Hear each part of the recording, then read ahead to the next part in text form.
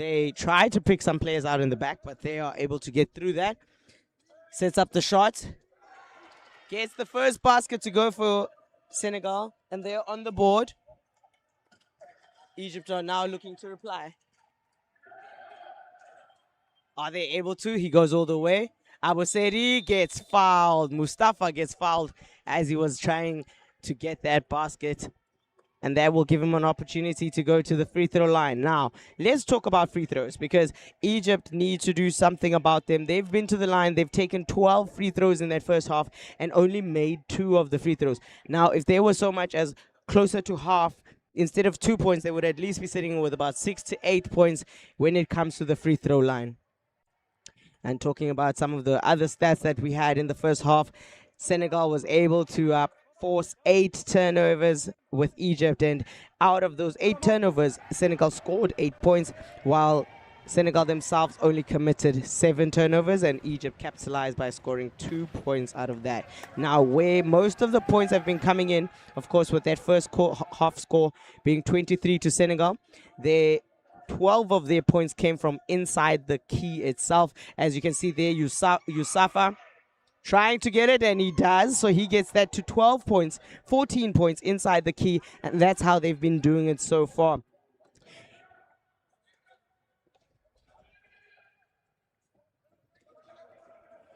So another thing that we do note is that they've had a huge difference in shots taken. Egypt unable to collect the first one. Now it is in the hands of Abuseri.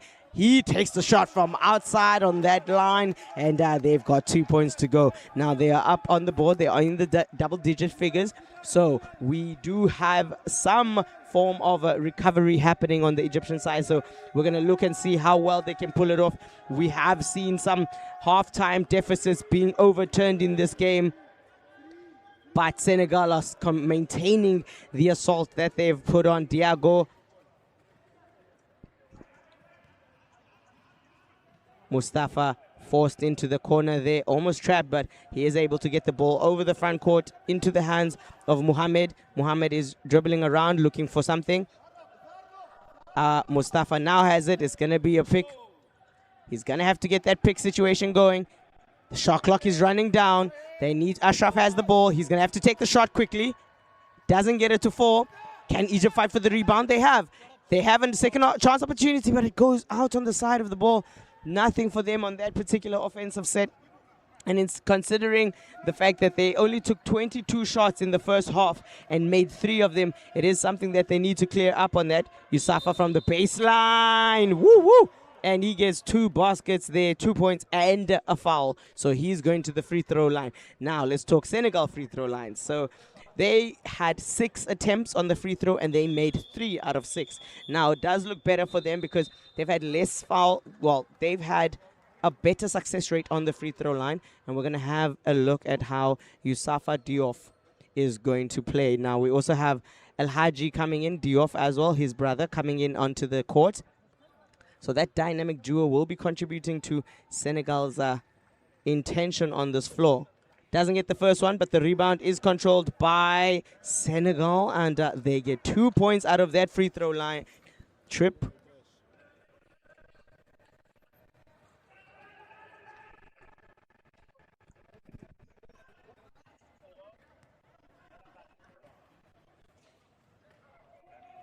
Mustafa for Egypt takes a shot, but it goes all the way over the rim.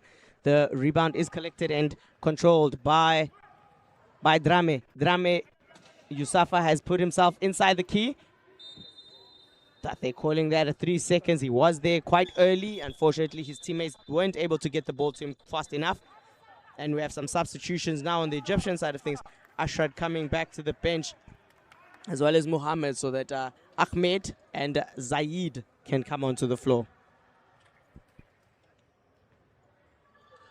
And that is a veteran and a junior combination that we look forward to seeing how exactly they will influence the current play and the current flow of the game. Egypt allowing the ball to roll all the way across the half court. So they've given themselves at least 22 seconds on this offensive set. Saeed has the ball. He looks up, but it comes a little short. The fight is there for the rebound, but it is Diouf who collects it for Senegal. And Drame is down the line. Can they push to create the advantage? They do. Yusafa gets onto the low block. Sends it up, but it goes over the line, over the hoop. And he was fouled. Egypt not quite sure why or how, but that was a foul called. And Yusafa Diop will be on the line for the free throw.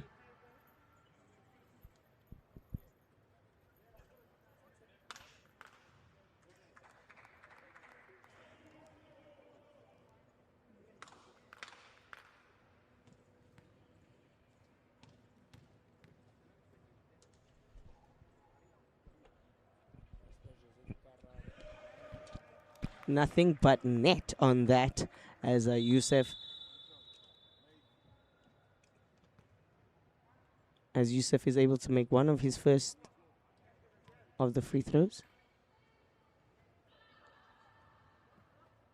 Takes the second one, and the second shot is good. So now they've pushed it up. They are sitting at 5 out of 8 free throws taken. Woo! Charge. Charge. Called against Senegal.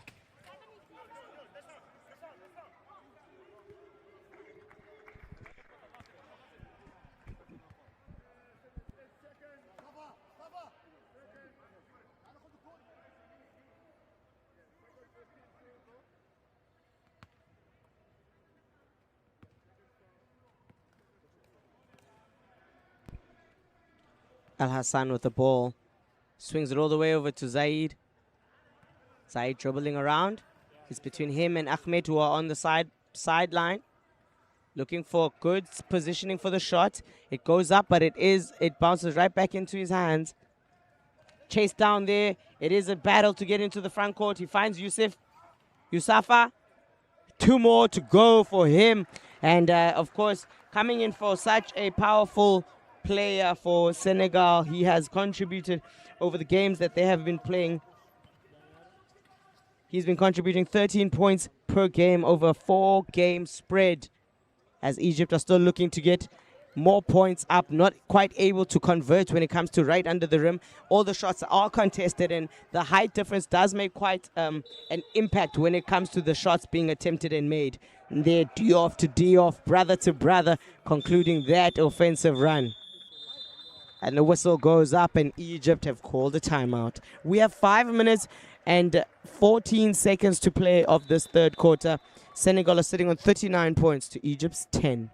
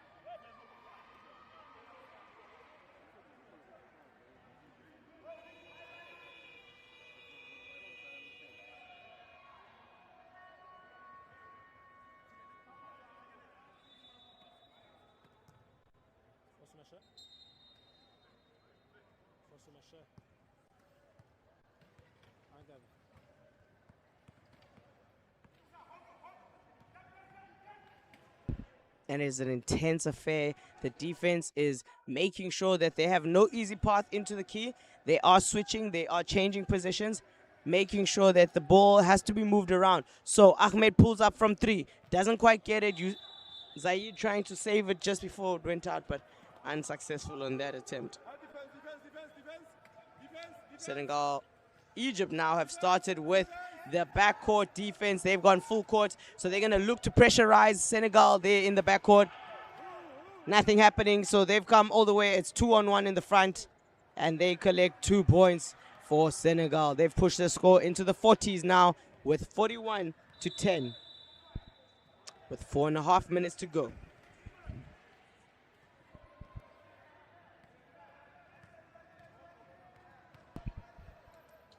And it's raining baskets here as Senegal go on a run, able to just one defensively stop, makes the necessary stops against Egypt, and then that transition play they are able to convert. The press break on their side does look to be successful. They've now converted 3 baskets on those fast breaks.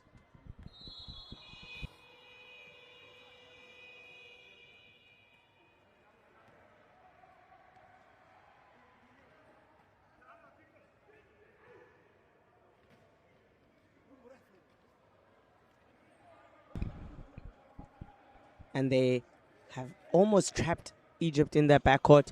Mustafa passes it out to Al Hassan. Al Hassan, does he look to pass? He does, but hands are in the way. And it is Senegal steal.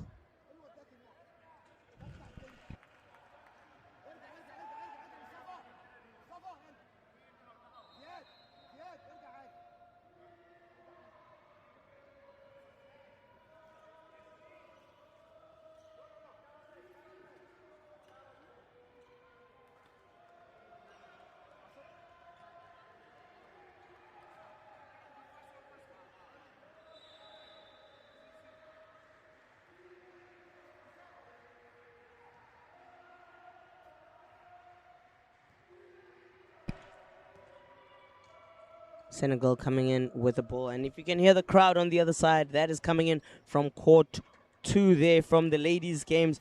The Moroccan men are there to support their ladies' team as they play Kenya.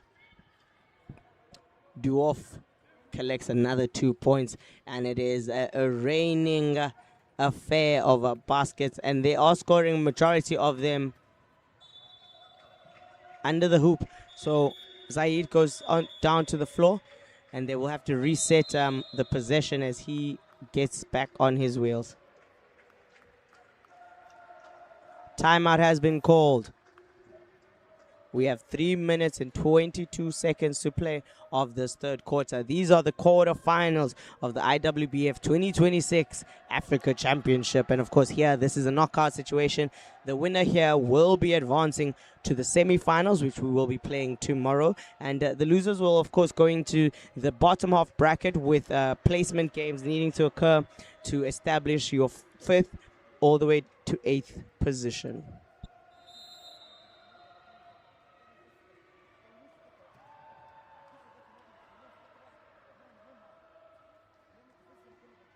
We still have 2 more semifinals to witness when it comes to the men's side of things, as well as round robin, the all-important round robin game between Algeria and South Africa. That will take place at 4:30. And why I call it the all-important, it's the first of potentially 2-part series, but the reason it's so important, it is the number 1 and number 2 women's teams on the continent going head to head in the round robin situation. And of course I look forward to seeing who is going to dominate this matchup initially. And of course, if we are talking about the number 1 and number 2 teams, I'm expecting to see them back in the final, and we will see of course what that will bring us, but that's a little later. For now, we go back to this Senegal versus Egypt game.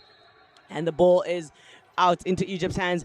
Ahmed with it. He pushes around. The defense is all the way up, but the picks are happening to get him away from the most tall of those players. It has been a struggle to try and shoot over players like your Diouf brothers. And what he's doing is the picks are coming in at the top, and he's rotating around until he can find a better opportunity of shooting. Foul was committed, so they get another chance with 14 seconds on the clock. Mustafa trying to find that gap. He dribbles it out. He's going to pull up for the shot, but it doesn't fall just yet. The transition is there. They're looking to go. Can they get it over the line? No rush needed. Drame with the ball. Waits for it. Now we have a new player on the floor there. Ball goes up. Whoo! Shoots that, makes that. He is calling for and 1, but the referees have a play on mentality, and Egypt are in the transition.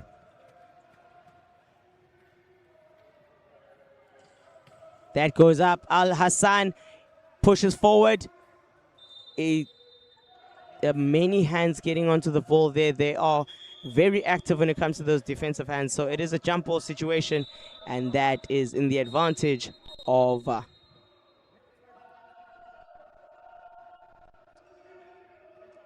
waiting to hear the final verdict of the jump ball. It looks like it is Egypt, and it's going to be coming in from the baseline.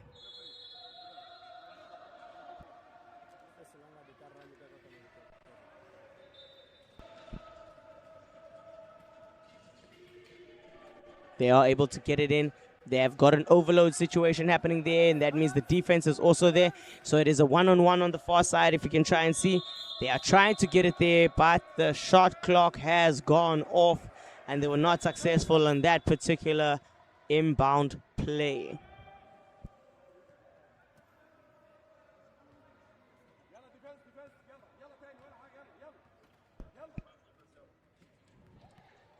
Senegal coming down the floor. Diouf is set up in position. Will he look for the shot? No, he makes the pass, the cross-court pass, and now they are moving the ball. That's about 5 passes. Take the shot, bounces off. He gets his own rebound, pushes forward. Can he get it? But he passes it out to Diouf. Well positioned outside the key, so no seconds called, but Egypt have the rebound. Mohamed over to Sami. Sami's pushing. He sees Abu Saida trying to push, but he will relax and wait for his teammates. It is back over to Mohamed. Can they get inside? They are fighting to get there, but they have been blocked off from that particular access. Sami with the ball. Almost losing it. The shot clock is running down, and they're not able to get a shot that connects with the rim.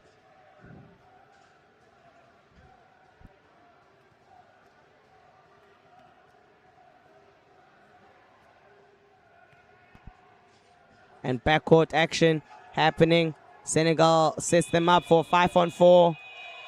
He looks, ooh, well done on the block there. Mohamed blocking or intercepting the pass that was meant to go into the middle. Drame for the 3.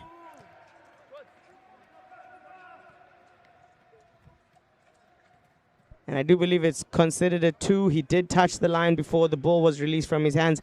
We have mere seconds of this game going down. We're at the 30-second mark. Sami with the ball. Looks for the pick and roll. It happens with him and Mohamed. No shot made. But he does get sent to the free throw line. He will have an opportunity to collect 2 on that particular trip.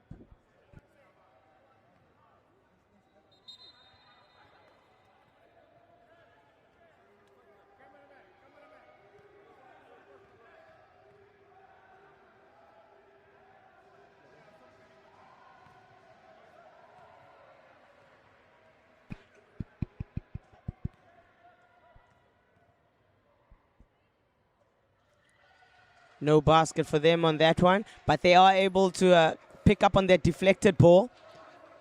They have seconds. It is winding down. Takes the shot, but it doesn't fall just yet. No, nothing for the rebound. Patiently waits to get it out. Drame now with the ball for Senegal. Finds Diouf in the front court, but he doesn't connect. Egypt will have a last chance opportunity in this third quarter to make a shot. We are down to 4 seconds. Can he get it up? But Diouf picks it up, and that there is the whistle. And that is how the third quarter has gone down, ladies and gentlemen. Senegal closing it off with 49 points and Egypt with 10.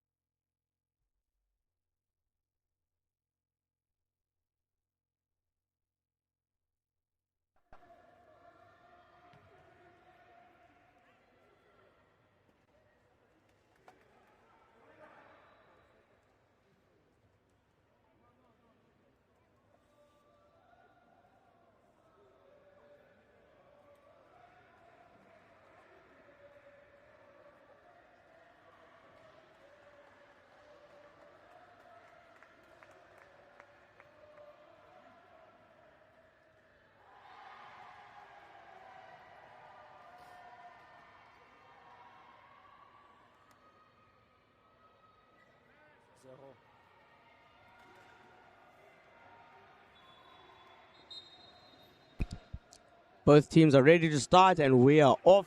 Egypt starting with the ball. Mohammed passes it over to Sami. And he rolls about. It is a pick and roll that he will have to look for. Al Hassan gives it over to Sami. Sami will take the shot, but it doesn't fall just yet. Diouf coming off with the ball. El Haji. And the ball goes over. We've got a double height on that side, as we've got both Dieng and Diouf on the far side. Foul comes in. I'd also like to see if it will be called shooting motion. Shooting 2. Yes, he will be.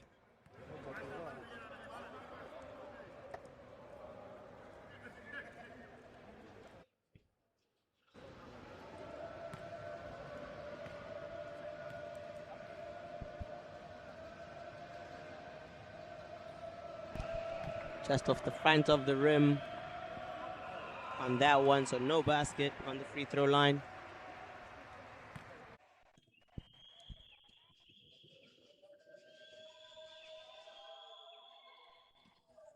And he collects 2, the second one, so there's a 50% at the line there. Badara Sam for Senegal in number 5. Mohammed has the ball now. He passes it over to Sami. Sami will look to take the shot. He does, but it comes off on the side of the ball. There is a transition. The outlet pass is there, but it is controlled by Mohammed from Egypt. Back over to Sami. Sami looking inside. Ahmed, yeah, and he gets 2 points for Egypt, and they are on the board in this quarter now.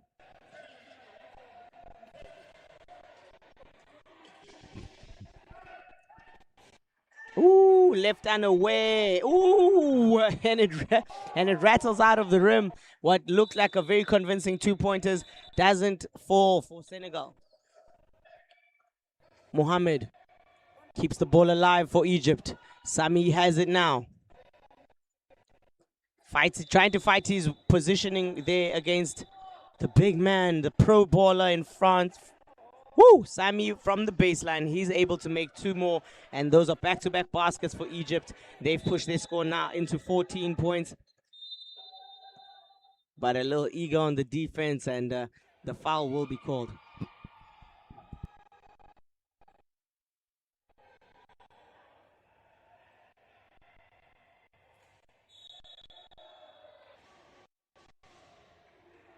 As you can see, the score update for the Kenya versus Morocco game, that there is quite an electric game. So again, this is a round robin game for these ladies. They are looking to play for the 4th position.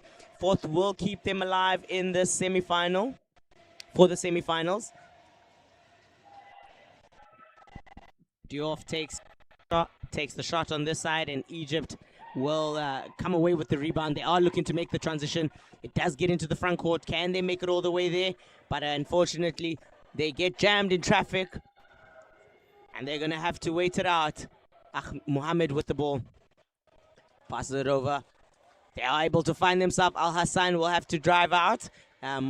Unfortunately, faced with the height of Diouf, he couldn't put that shot up. Foul was committed.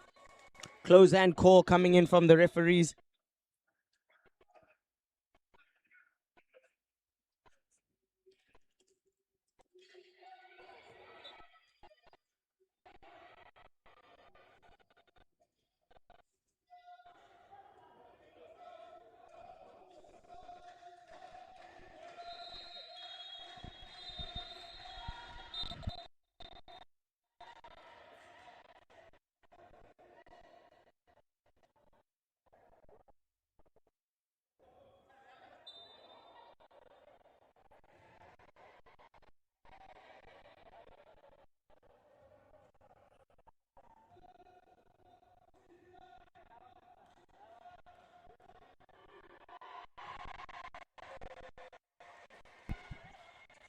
Senegal on the offense,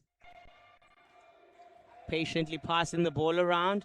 They are in no rush. They don't have to unfortunately chase a score, but they are able to chase a basket and they get that one to go, sitting with a 40-point advantage, 52 points to 14 by the Senegalese. And Egypt is back on their feet. They're back into it. Al Hassan with the ball. He's going to have to pull up from the distance. Doesn't get that one to fall. And you can attest that both to the defensive situation that forces him to have to take the shot from outside. Drame all the way alone in the back door, and he gets the 2 points. That back door is very open for him. And of course, once you enter there, you get 2 points to go. And just like that, and like I said, it is a 40-point difference going in on this game. Sami now has the ball. It's an overloaded one-side affair. Al Hassan trying to pick out. They do get it, but it is intercepted by Senegal. The look inside was there. All the way alone, but doesn't get it to fall. No interference coming in from Egypt. He missed that one on his own. Salou, Dien. Al Hassan passes it over. We're looking to find ourselves. We're moving the ball. Sami takes the shot. Sami makes the shot. And it is looking up for Egypt. They've started now to pick up a little bit of momentum scoring. And I think the Senegalese coach would like to distract that and to kind of put a little break and stoppage into that as Senegal call for a timeout.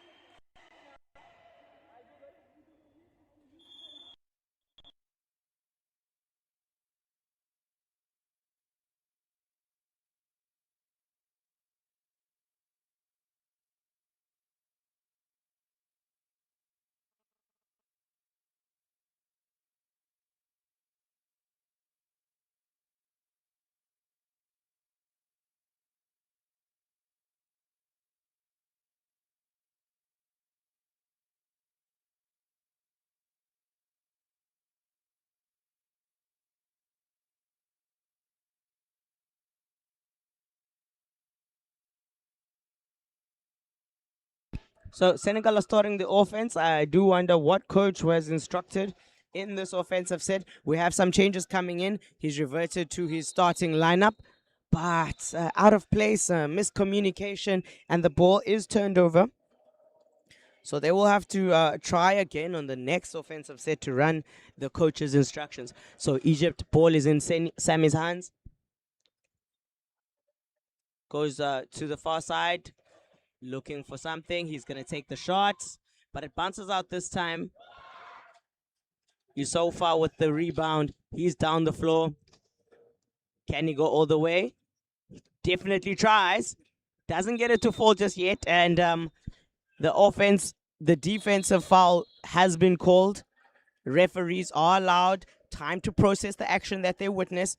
And that actually does allow for them to make better decisions. And in that instance, Diouf was interrupted in his motion and action of shooting.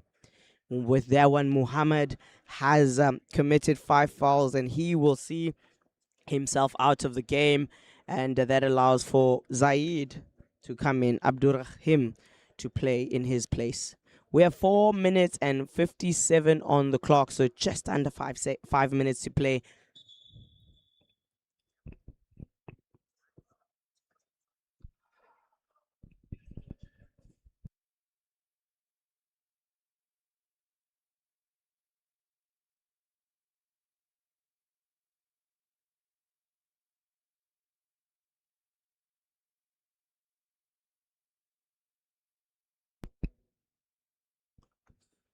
Gets the first one to go.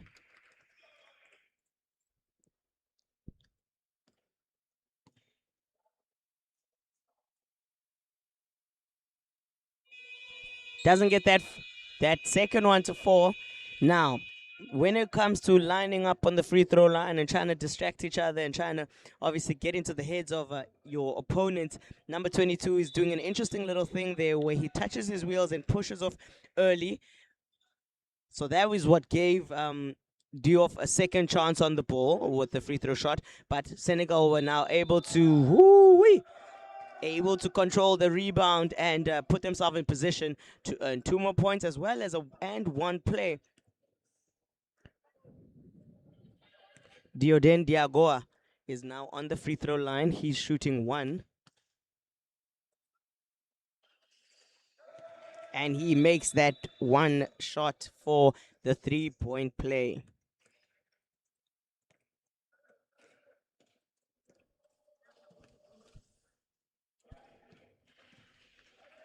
Egypt, Sammy has the ball. He's going to look around. He goes to the right. Saeed passes it back to Sammy. They're still trying to find themselves, but they aren't able to get to the ball. Foul has been called. It is a closed first whistle coming in from ref. And it is called on Saeed. Egypt, with that one, pushing themselves into the collectives. They've made their 5th foul.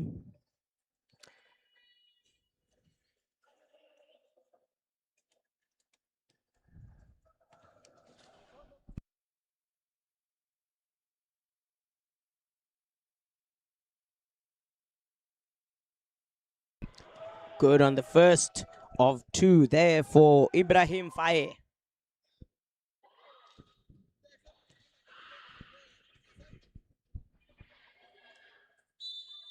Comes off a little short on the front, but the ball will be turned over according to the referee. So we are going back down the floor for Egypt.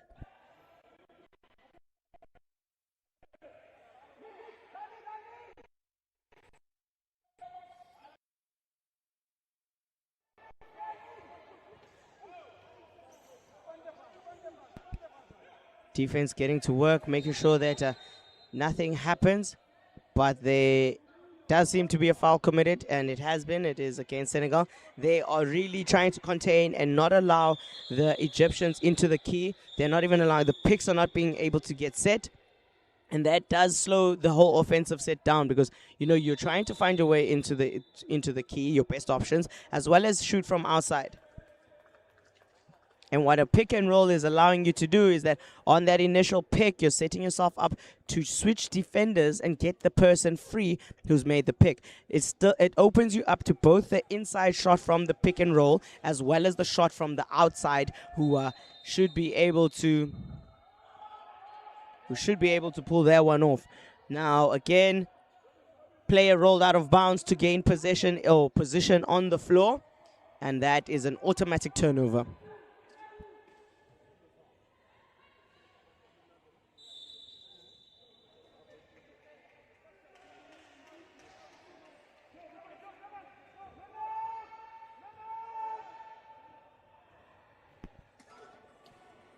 Saeed with a deflection to slow the momentum of the Senegal offense.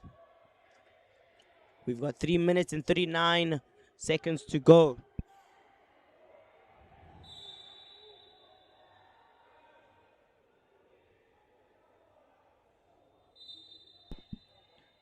And Zahid trying to make it difficult there for the inbound pass, but it gets across all the way.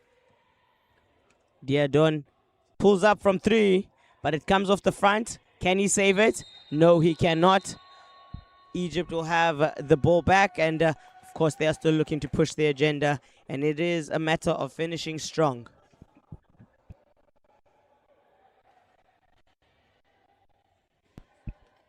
And they're trying to set themselves into the front court with an overload, but they don't quite get it. The 2 bigs are able to get back onto the defense, which slows down that offensive set. Sami gets inside. He's open. He's alone. Sends it up, but he gets fouled. And that probably is the only way they would have stopped that basket from going in. It did look like a well-taken and deserved shot, but that one will send Sami to the free throw line for 2.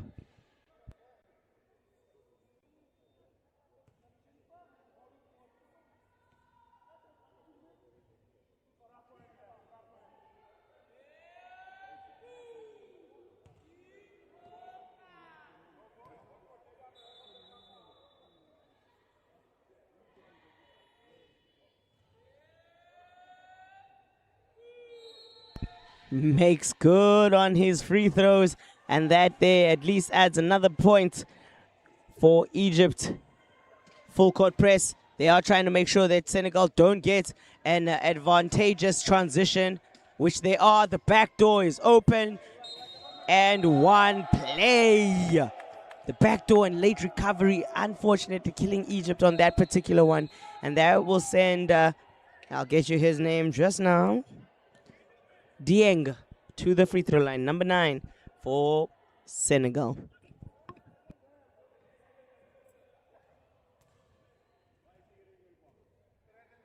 Comes off the side of the ball, so Egypt are able to gain the possession of it. They control the ball. Saeed has it. There is 2 in the front court. Can they take advantage of this situation?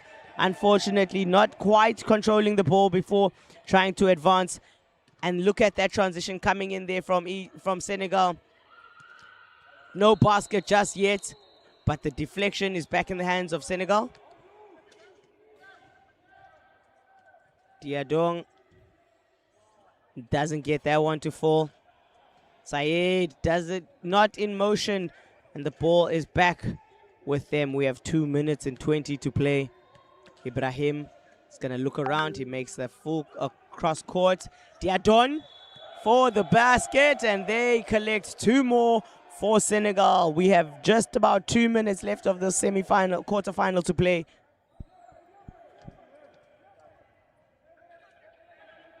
Two minutes down, I think, would be quite an impressive feat if Egypt were to pull back and be able to make a comeback in this one. Senegal has really put up a really great game. And, of course, there we go. We have 2 more points coming in for Saeed as well as for Egypt. And it is still a fight. I think that the best spirit to have is, regardless of being down however many points, it is to continue the assault and make sure that they don't feel comfortable enough to either stop pushing or attacking, because you yourself may be down, but you're not out. Sammy puts up the shot, and we've got back-to-back shots coming in there for Egypt, and it is a matter of runs and momentum. Egypt have it right now.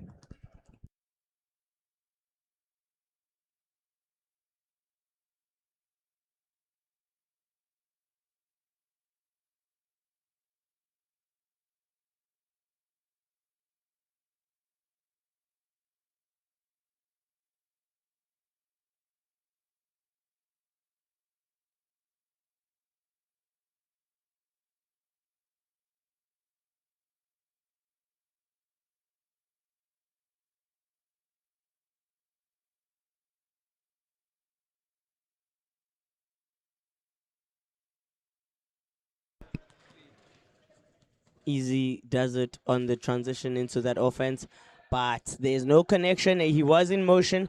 They misread the situation. Egypt now with the ball. Sayad, can he get around it? But a wild pass over the top, unfortunately, is a turnover.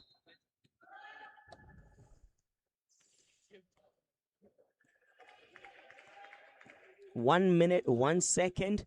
And this game will be a wrap-up. I don't want to be the person to call it early, so we will wait until that last whistle goes off. Ball comes in, a one-handed catch, impressively so, and he collects those 2 points. Makes it look easy from that deep under the rim. And Senegal are still pushing and pressing. Egypt have got to find their way over the line. They make it. But the defense is still pressing the agenda. It is a one-on-one. Sami is there, and they make it all the way across the way. And it is how you best work against a press. Able to collect 2 points for that press break, and that pushed them into the 23-point mark. We've got seconds. It is down to the last 10 of this game. Diadon doesn't get it to fall. Saeed has the rebound for Egypt. They are on the attack. They look like they have 3 in the front court. Can they capitalize? They go all the way. And he gets 2 more points. And that at least hits them on a quarter of a century points. With enough time for an inbound, this game will conclude right now. And there we have it, ladies and gentlemen. The winners of semi-final 2, quarterfinal 2 will be Senegal. And of course, tomorrow we will be watching them go off into the semi-finals to play one of the teams that are yet to play today. And congratulations to them, to Egypt, closing it out on 25 points. We look forward to seeing you again tomorrow as you will be battling it out for that all-important 5th place just outside of the semi-final bracket. Stay tuned. We do have an interval now. Stay tuned for the remaining games for the day. We have South Africa versus Algeria, which is the game that will be broadcast, as well as the Kenya versus Morocco in the men's quarterfinals. And we will conclude at the end of the day with the South Africa versus Angola men quarterfinal. And just before we close off over here, like we said, we have Morocco versus Kenya on the ladies' side. And those two teams are battling it out for number 4 out of their pool. In their pool, there are 6 teams. Now, the secure teams are Algeria, South Africa, and Angola. So Morocco and Kenya are battling it out to make it into the playoff situation for tomorrow. Ladies and gentlemen, it's been a pleasure. My name is Zena Panyana. We're coming to you live from the Kilamba Arena in Luanda, Angola for the IWBF 2026 Africa Championship.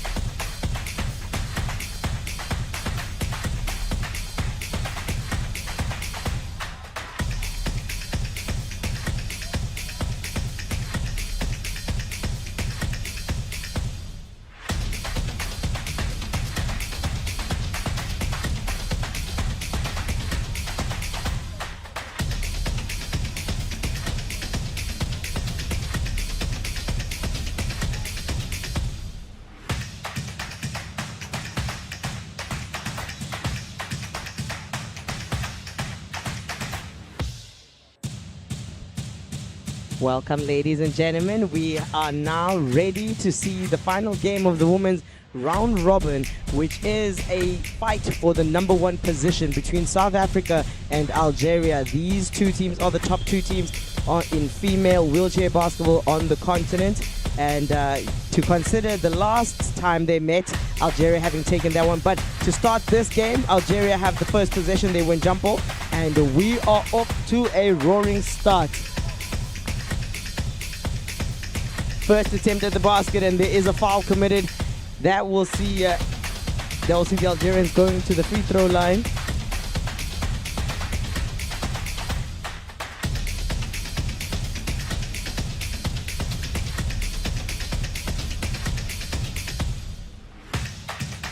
And the first person there for Algeria on the free throw line is Ari, as she makes her first of two.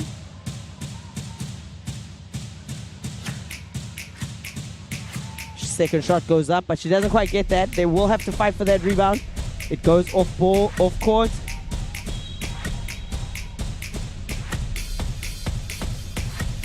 And South Africa have the ball. They've crossed it over into the front court. They are looking to get through it. Algeria pressing them. They have full court front attack, and they are through. They are looking inside. Are they able to find a run? Duduzile Kwaza has the ball now for South Africa. She looks up, doesn't get anything just yet, and just like that, the shot. It is Algeria's ball to start. South Africa waiting in the half court for them.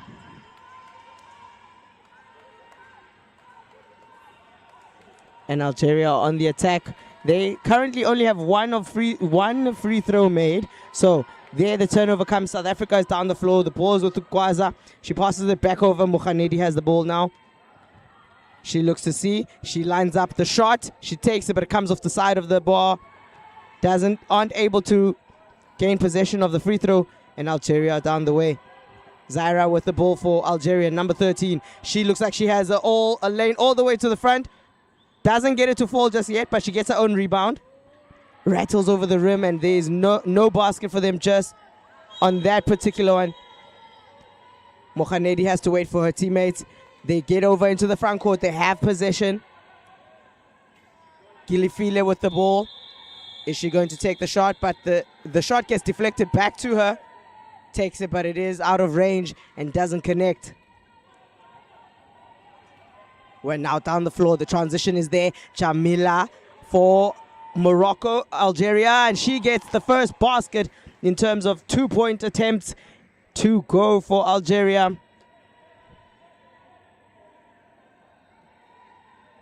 Jamila Kemgami for Algeria, the veteran leader when it comes to performances in terms of the African continent. She is a notable player. Nobuhle Kliyi for the basket, but doesn't get it to fall just yet. And Algeria have control of it out of that offensive attack by South Africa. They're coming back down the floor. It is a zigzag that she's pulling on her, trying to make sure that either there's contact, and the back door was open for Algeria, and they came through and collected their 2 points on that particular one. The fight continues. Algeria going back to back to back with baskets, and the timeout has been called. South Africa will regroup on the bench as we go, and it is a 7-0 affair.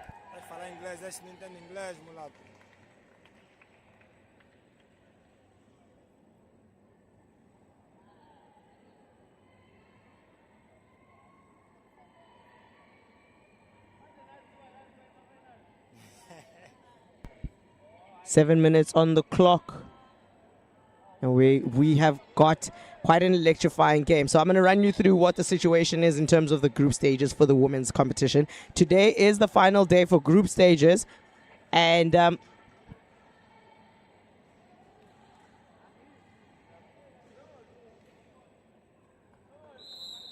it is the final day of group stages.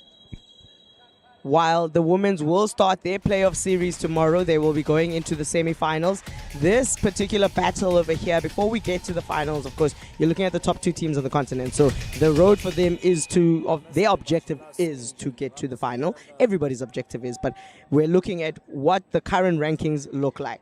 So with the semi-final, or with this game, we are fighting for number 1 position. And of course, in the crossovers tomorrow, the number 1 position will face off with number 4, and the number 2 will face off against number 3. Now, we already know that Angola are in number 3 position. So the loser out of this game will be facing them in the semi-final tomorrow. And the advantage is to, of course, face the number 4 and go number 1 into the playoffs.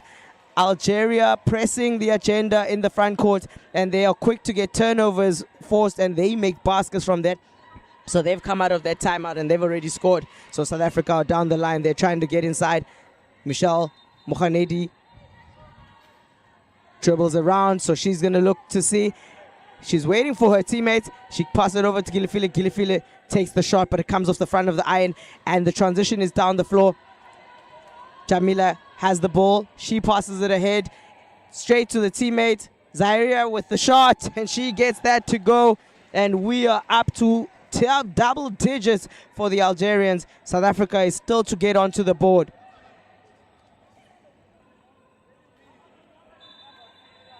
The offense having to fight their way through a defense that is pushing the agenda. They are forcing them to make uncomfortable shots. Dutuzile is underneath the basket, and she gets South Africa going with their first 2 shots made in the game.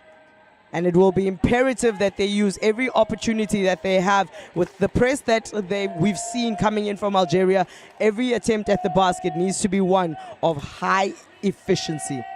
Algeria alone under the rim, but doesn't connect on that pass as it flies over the hands of the player.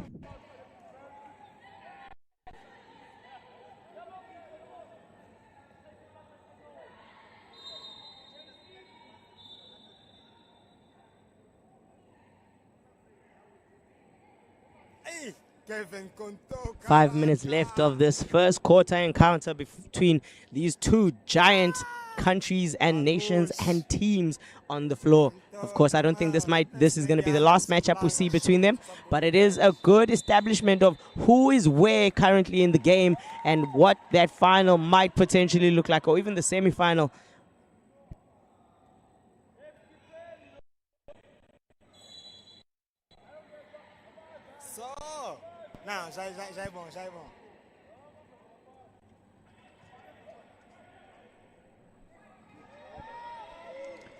Pressure on the ball. The pick does come from Nobuhle Qhiyi, but still unable to get out of the situation. The hands are actively there for defense, and it is a turnover that will lead to Algeria's offense being run.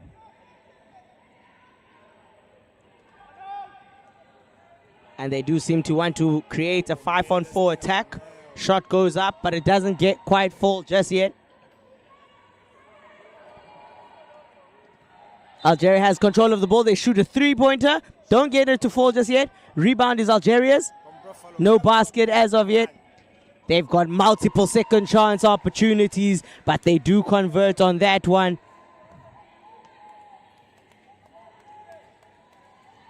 And South Africa having to battle their way through. They are able to get the ball over the line. Gwaza has the ball. She's going to wait out her teammates joining her in the front court. She's able to. She passes it over to Mohanedi. Mohanedi looking for Gilifile under the hoop. She finds her. Gilifile gets 2 points for South Africa. And we are in motion. We have some momentum as they push their score up to 4 points. She weaves, she goes around, she tries to get all the way there, but doesn't as the ball is stolen. Gwaza, and she passes and connects with Gilifile, who's going to have to save it. Does she see Michelle Mohanedi? She does. Basket, unfortunately, rolls over the top and it's out, but Qhiyi there for the rebound. Gwaza has the ball. They do have a fresh 14 seconds to start. And the rebound is collected by Gilifile, and she's able to push the basket back inside for South Africa. We now have 6 points on the board. Algeria on the attack. They have picked out Gilifile outside, so it is a 5-on-4 at this point. Shot goes up and shot is good. That is one thing that Algeria are very capable of doing, is shooting with range as well as under the hoop. They are very efficient in either their one-handed shots, which they have done well in perfecting. It is a matter of rhythm and repetition. They do have a good hold in terms of being able to do that one. They get around it.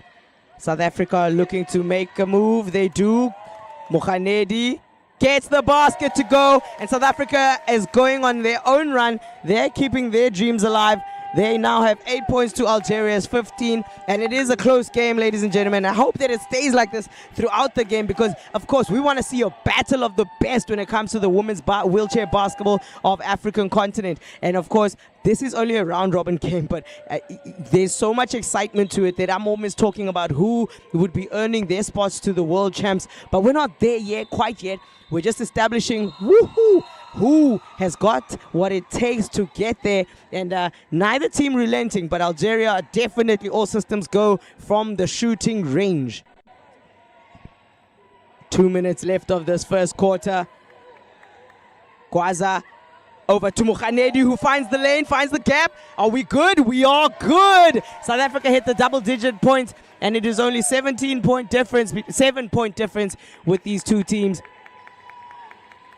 And nothing is ever set in stone, never, and not once have I so much as seen that. And this is basketball, of course, and we have ourselves an electrifying game. I mean, it's hot outside, but I think it's hotter inside here as we witness the showdown between South Africa and Algeria.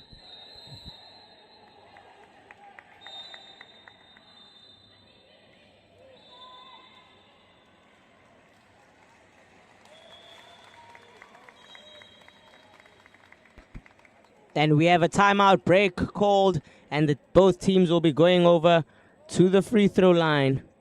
And of course, you've got the score update on the bottom of the screen there, coming in from the men's quarterfinal, Morocco versus Kenya. And Morocco are sitting comfortably on 32 points with Kenya on 2. This is, of course, a #1 team on the continent facing off with a team that last placed at number 7 at the last continental competition. And they will be looking to improve their placement this year.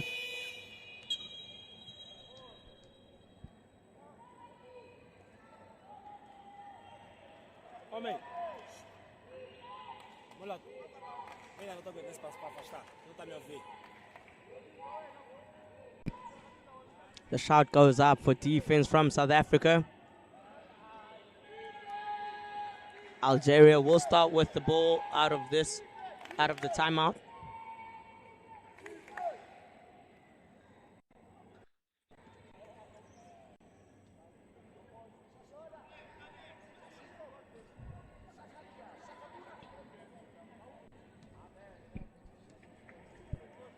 Essa que veio pedir autógrafo no número 10 da África do Sul. Esse que marca a boa.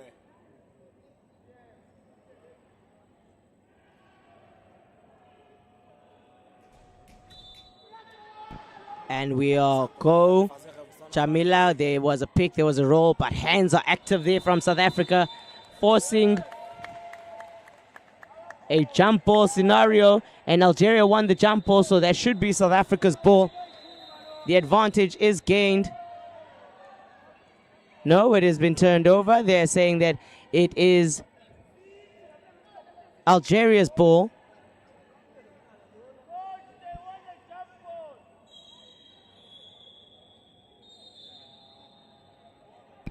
So they will have another opportunity to go for that offense. No, nothing just yet. Okay, they will keep it. It was deflected out by South Africa.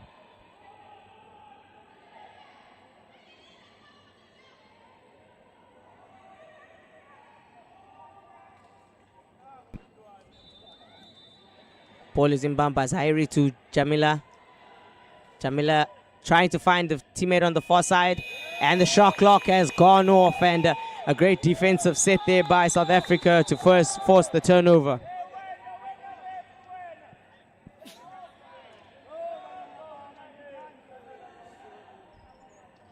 and they're going to have to make their way through full court press, which they do. Gwaza has the ball, looking to see who she has. She has Mohanedi with her there. Mohanedi dribbles around, finds Gwaza, who's driving to the lane, takes the shot from range. Shot has been violated, and she will be going to shoot 2 on the free throw line.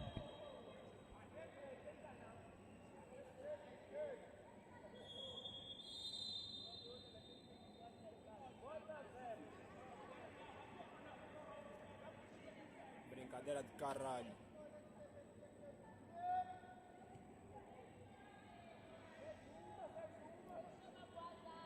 Duduzile Gwaza for South Africa. Doesn't connect on her first of 2 free throws.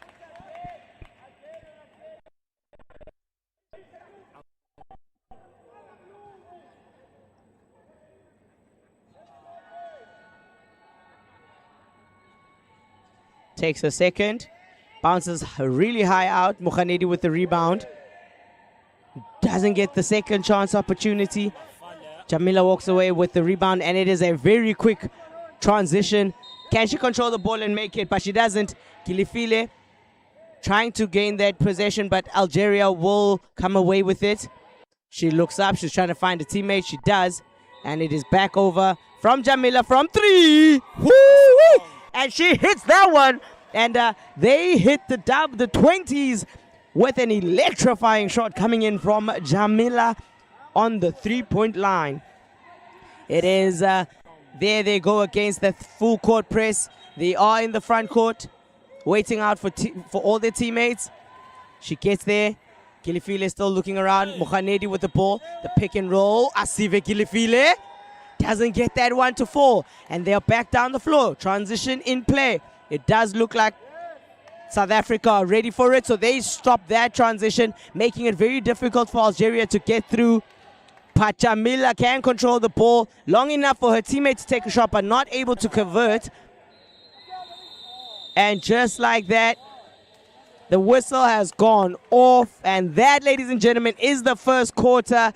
A highlight of note when it comes to how both teams have started and are executing what they can. The final score for this first quarter is 20 points to 10 to Algeria.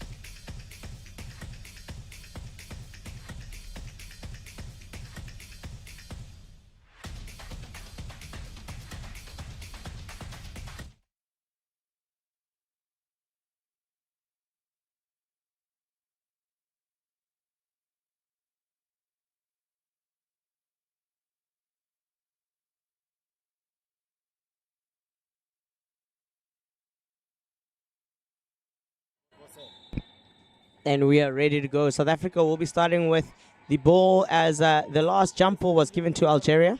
Mohanedi has it for South Africa, so she's looking around. Looking for that pick. She gets it, but Duduzile will take the shot from outside. Doesn't connect just yet. Can they fight it out for that rebound? They do. It is still South Africa's ball. Mohanedi gets around the player, There's a pick and roll. Inside to Duzile Kwaza. Not getting it just yet. And the violation has been called. Nem só golfe, que dá missãozinha mais longe. Prof de caralho. Algeria bringing that in, trying to trap Gwaza in the backcourt. They have, and the 4-on-4 attack continues. The shot went up, but no basket. It is a battle. Jamila to complete the play for Algeria. Does she get it? No, she doesn't.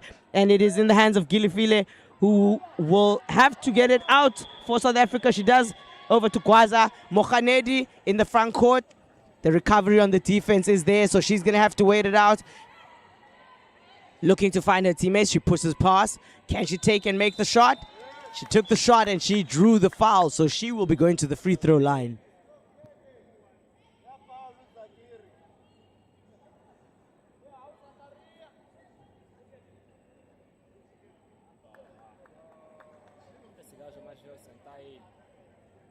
We have 8 minutes of the second quarter left now of the first half. Mohanedi taking the first shot. Doesn't get it. It bounces off the top.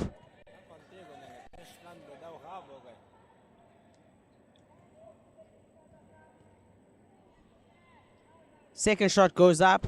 It is too short and it doesn't touch. So it will be back to Algeria.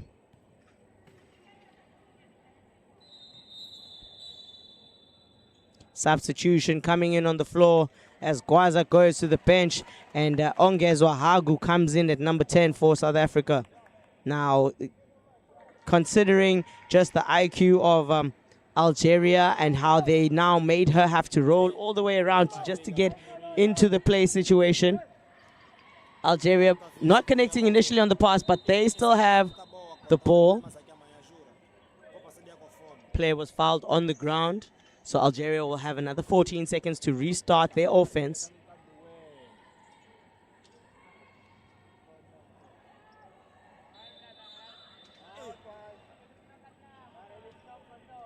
The ball is in Zahir's hand. Goes over to Jamila. She dribbles over the top. Pick and roll is successful, but another whistle has gone up for the reach.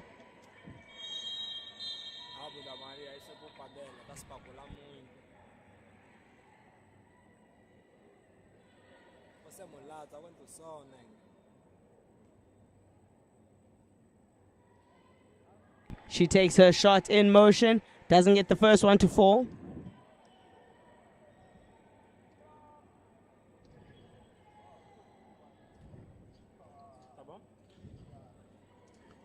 And she takes the second one in motion and she gets that one to go, right?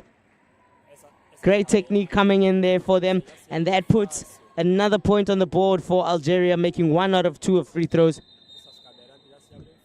And that active defense is there. They tip the ball back out. It's still South Africa's ball, but they will have to consider being careful on those passes and making sure that the connection and it is out of the way of the defense. They are able to get through the press break. It is 2-on-2. Can they get all the way? No. Active hands again from the defense. They are able to anticipate and recover very well, coming in with exceptional speed to be able to do that.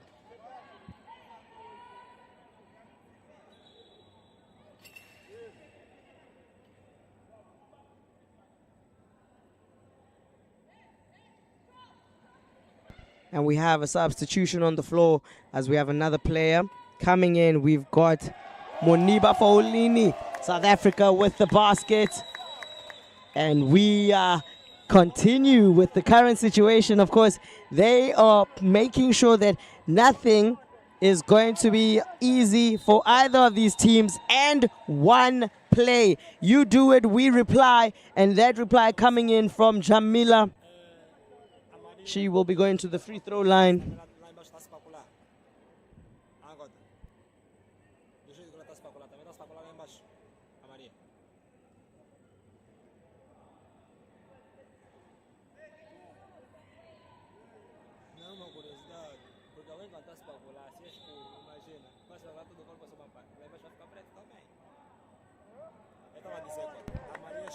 The ball is live, as it was a and one play. Gets it to fall off the second bounce on the rim. And she turns that two-pointer into a three. Mokhanedi over the line, trying to connect with Hagu. They are still able to retain the ball. Hagu will look to pass. She's passed it over to Mokhanedi. Mokhanedi with a pick and roll with Asive Gilifile. Close enough, but just shy of the actual rim. The transition is in effect. Kira in the front of the court. Stops, pops, gets it to go. And Algeria continue with their rampage of baskets. South Africa not too far behind. It is still a game. We've seen better. We've seen greater score differences and people coming back from that. So we are still going to have a second half, and all things that are accountable for basketball will be achieved. But the fast break doesn't connect for Algeria.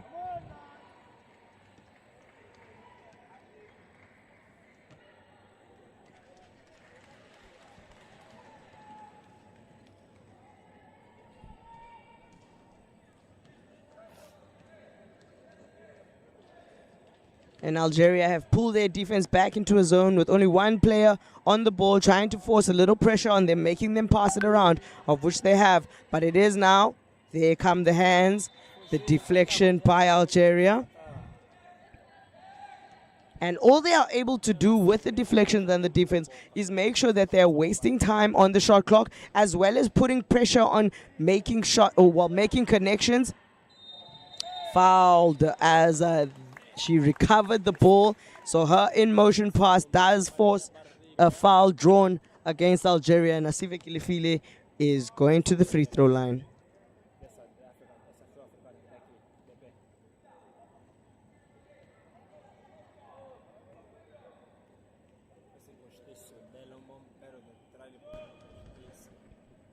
Kilifile takes the first one, comes off the front of the rim.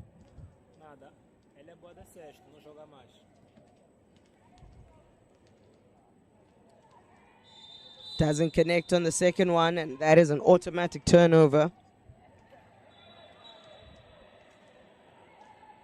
Kira with the ball on the sideline. And they are down the floor. Moniba with the ball for Algeria right now, number 15. She gets close enough, she takes the shot, but it bounces out for her. And South Africa are looking for the transition. Ongezwa has the ball right now.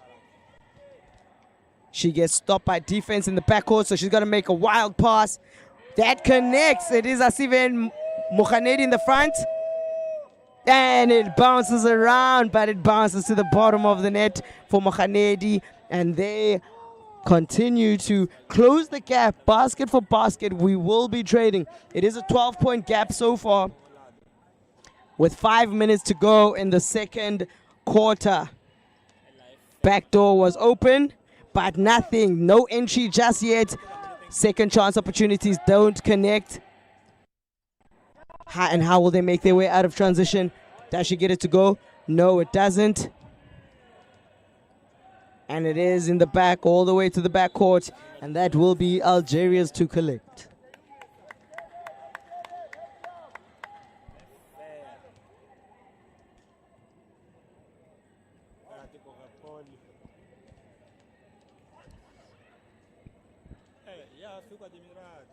Algeria not wasting time. They are able to get themselves into the low block, taking a well-positioned shot, making a well-taken shot.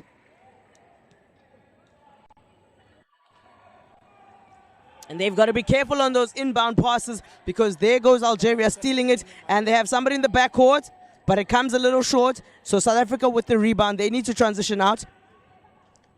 The pressure coming in, defense is there. Gilifile now gets the ball. Mokhanedi down the middle lane, pass it over to Khiyi, and it goes a little too hard off the backboard. And look at that immediate pass going into the front court. There is control. Jamila has it. Jamila gets that to go. She is the trusted scorer of the Algerian national team, and she's been this good for a very long time. And there we are, the turnovers need to be kept to a minimum. So Algeria are the kind of team that are able to capitalize on it very well. Though the tipping of the ball, the loose cannon of it, they do need to contain that a bit better. It is still South Africa's ball. They've got 2 seconds to get it over the line. They need to be wary of that. They are able to. Hagu with the ball now. Passes it over to Mohanedi. Waiting for the pick. The pick was there. Clearly not able to connect with that particular pass.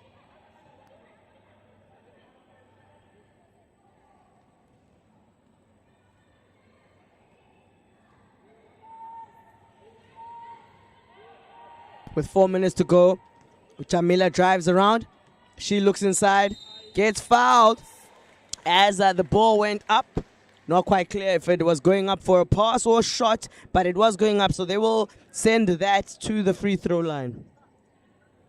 South Africa now with 5 collective fouls, so that all contact made now will be sending that player to the free throw line for Algeria.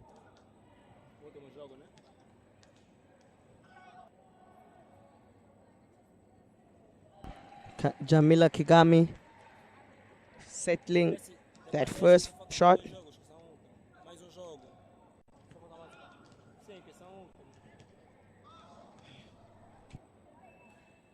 And she makes 2 of 2 at the free throw line.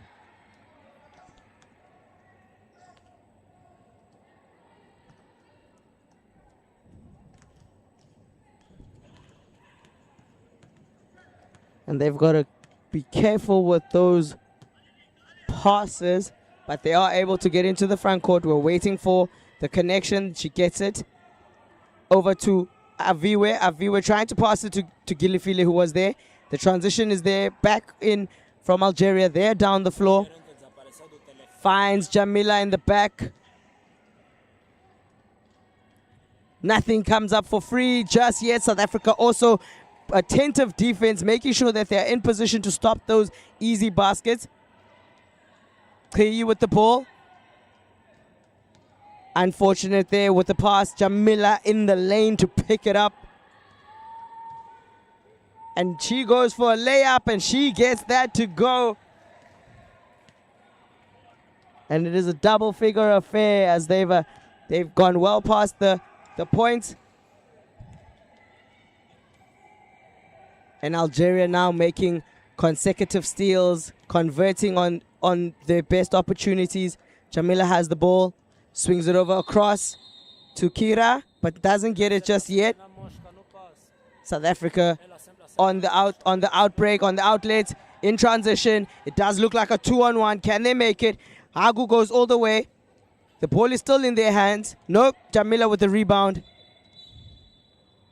And there will be stoppage of time so that all players can correct themselves and be active in the game.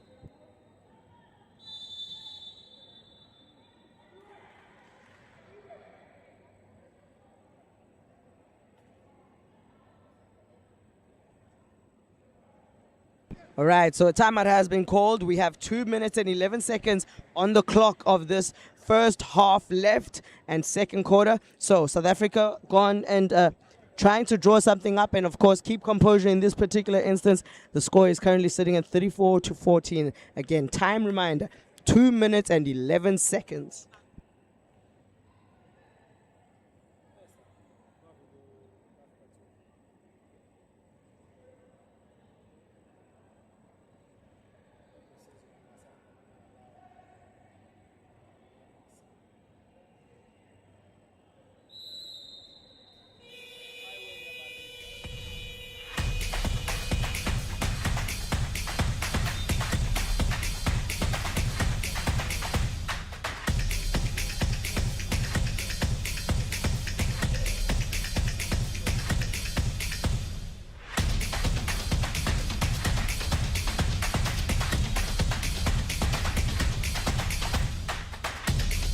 They come out strong out of that timeout.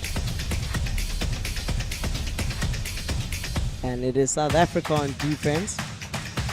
Algeria have the ball in play. Kira with the ball. Sends it over to Jamila. Jamila finds the gap. She goes all the way.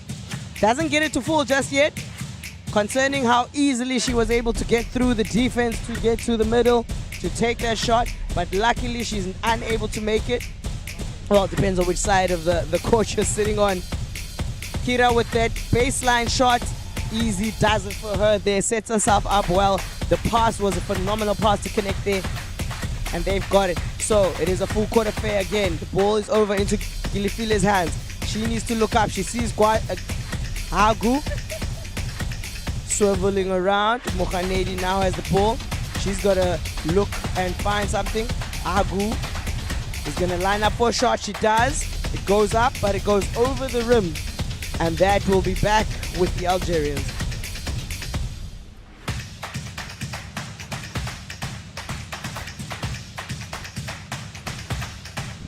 We've got 1 minute to go in this half. Algeria with the ball. Jamila looks inside. She's able to get it to Kira. Kira sends it up. It bounces around. It is Hagu's rebound. Connects with Gilifile on the outlet.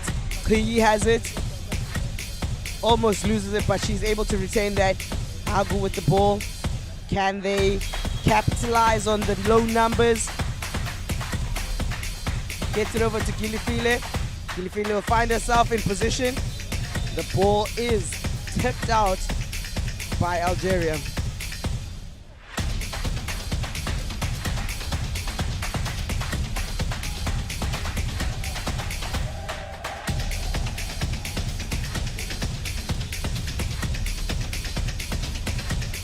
Gilifile with the ball, the shot clock unfortunately running all the way out, and of course it goes back to show what the defensive objective is when it comes to interrupting the transition, making sure that there are the balls being deflected. It wastes the time on the shot clock, and by the time you're getting your opportunity in that moment, as you saw, the shot clock has run out and they don't have any more time.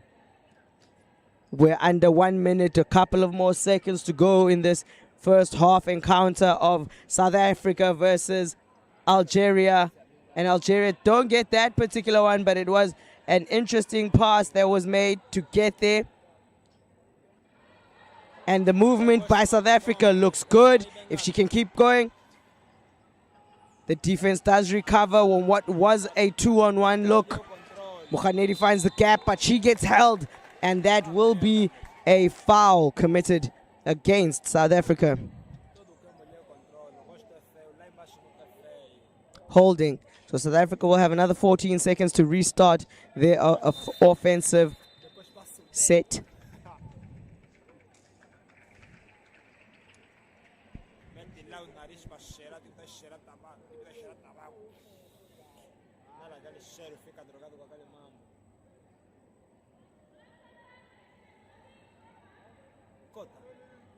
They've got 9 seconds in this one offense. Will they be able to get a shot up before it goes? Gilifile has the ball. This might be it. She takes a shot, but it doesn't fall. And that is the end of first half. South Africa will walk away with 14 points and Algeria with 36. We've got a 15-minute interval, ladies and gentlemen. Go get refreshed, get what you need, and I will be back with you shortly.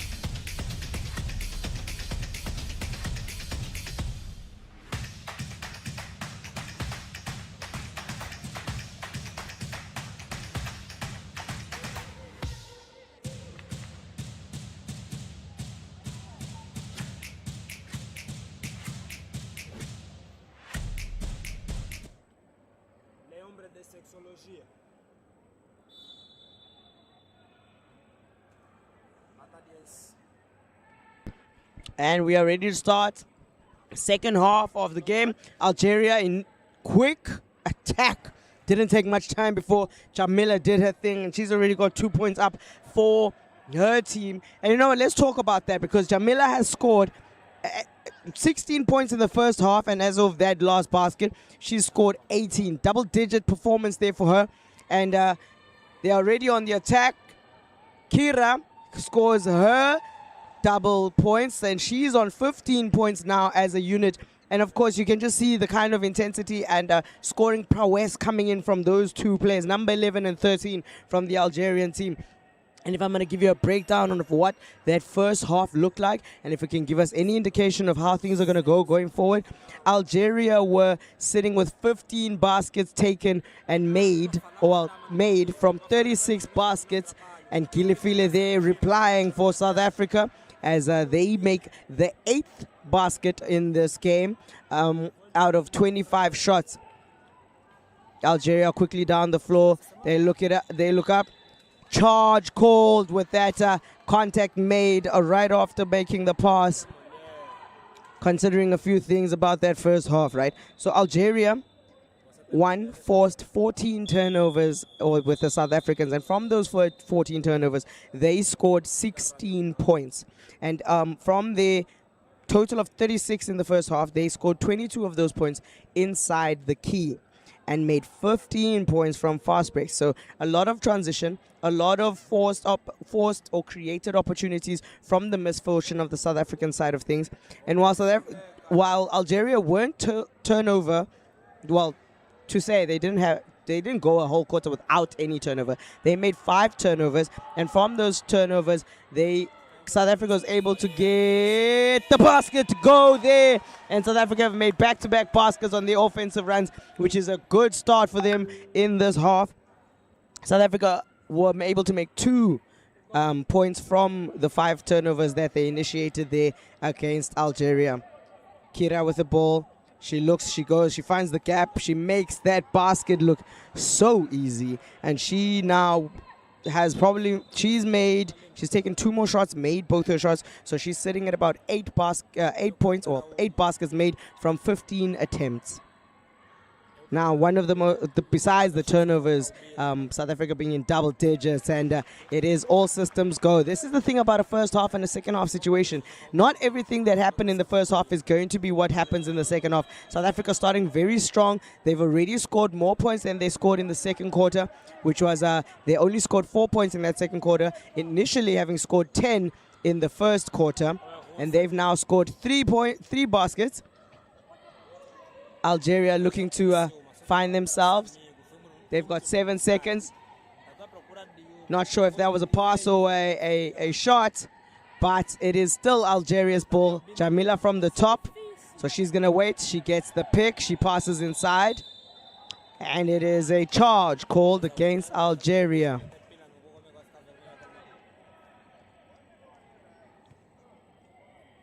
Right. Going back to the stats, notable things to look at when it comes to this game. Free throw line. Now, Algeria has been to the line 7 times. They made 5 out of those 7. South Africa went to the line 6 times and made 0 out of those 6. Now, the difference there is that Algeria are able to go and collect 5 extra points for themselves. And South Africa are missing that opportunity on their side, because with 6 attempts, besides trying to make all 6, even half of those would give them at least 3 points and an edge closer to closing that gap. Current score is 20 points to 42.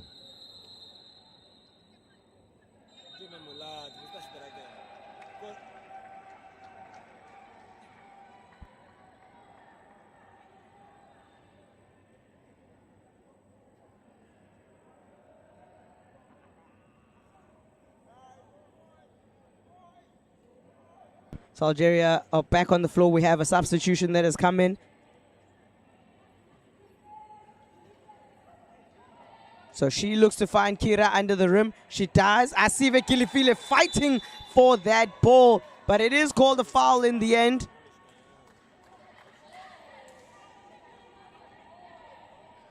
And waiting to see if it is considered a shooting foul. It is considered a shooting foul. She will be shooting 2.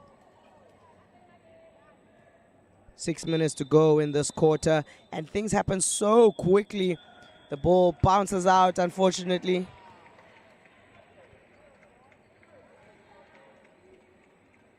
Number 13, the high scorer for Algeria, doesn't get any of her 2.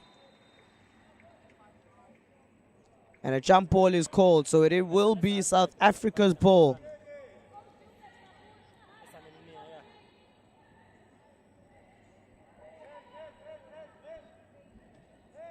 Mokhanedi having to find the pass. Of course, Algeria are waiting for South Africa, making sure there's pressure on the ball. Gilifile now has it under the hoop. Doesn't get it to go just yet. Secured by Algeria. No fast break transition. They will have to dribble. They will have to pass it out, which they do. She lines herself up. Delili, the shot goes up, but it doesn't connect. Can she save it? She makes sure that Algeria are not going to get it. So South Africa will have the baseline inbound. Mehimda and Kira in the front court trying to put on the brakes. They've put pressure on. Agu able to receive it in the front court. She's going to look to make the cross-court pass. They get it over. Aviwengoni alone in the front. So she waits it out. The ball now back to Mokhanedi. Mokhanedi has to dribble. She looks inside. Gilifile with the ball, but it goes flat over the rim. And Algeria on the transition. And we're waiting to see what they have for us. Jamila goes all the way, but no basket given. Player was out of bounds. And that I have mentioned before in this tournament. If you haven't been with us, any out of bounds rolling of a player does immediately cancels the ball out, and it is a turnover. Agu with the ball. Double offense. Ooh, 8 seconds called. The first in this half. So Algeria to start again, and they have the half quarter inbound. Jamila is still on the floor for Algeria. She takes the three-point shot. It bounces high, out of bounds. Algeria able to control the rebound. Kira is going to take her three-point shot, and they find themselves comfortably doing so. They've got a lead enough to be able to take some wild shots just to see what they've got. South Africa connecting on the inbound pass, but the pressure is still there. They get through it. Gilifile with the ball now. She looks to set it up. She passes it over to Agu. Agu lines up a shot. Doesn't get it to fall just yet.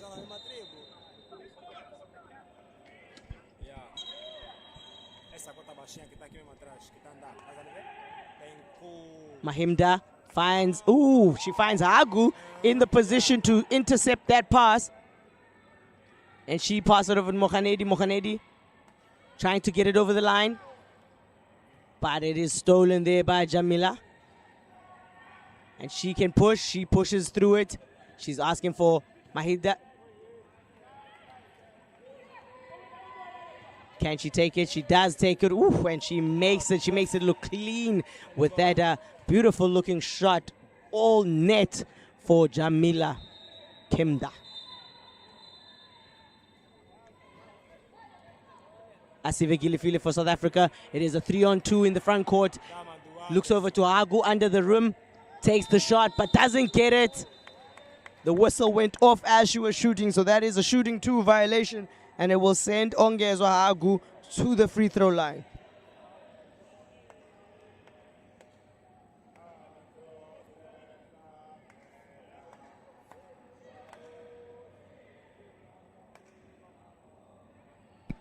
We've got 3 minutes and 44 on the clock.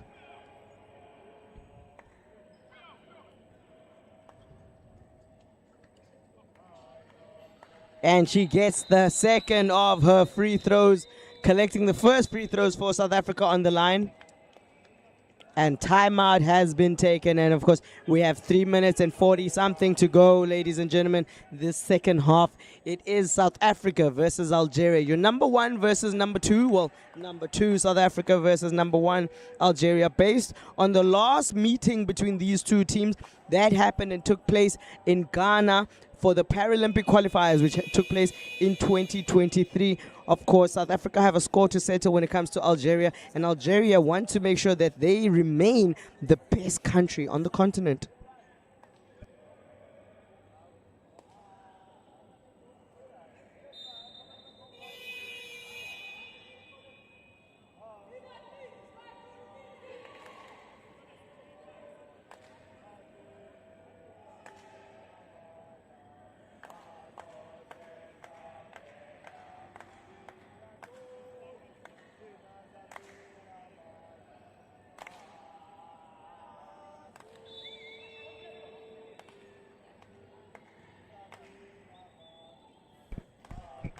So Algeria come out of that, out of the timeout. They have the ball.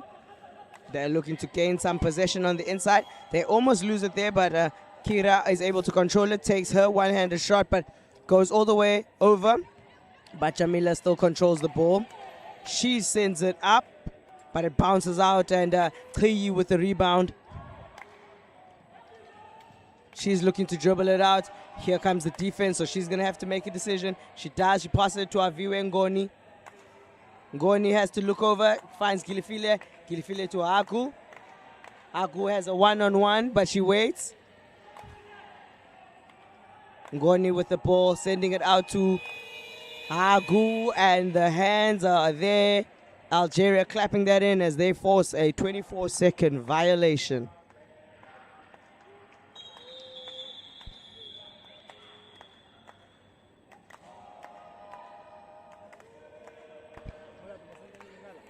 And it is a 5-on-4 as they picked out a South African player in the backcourt.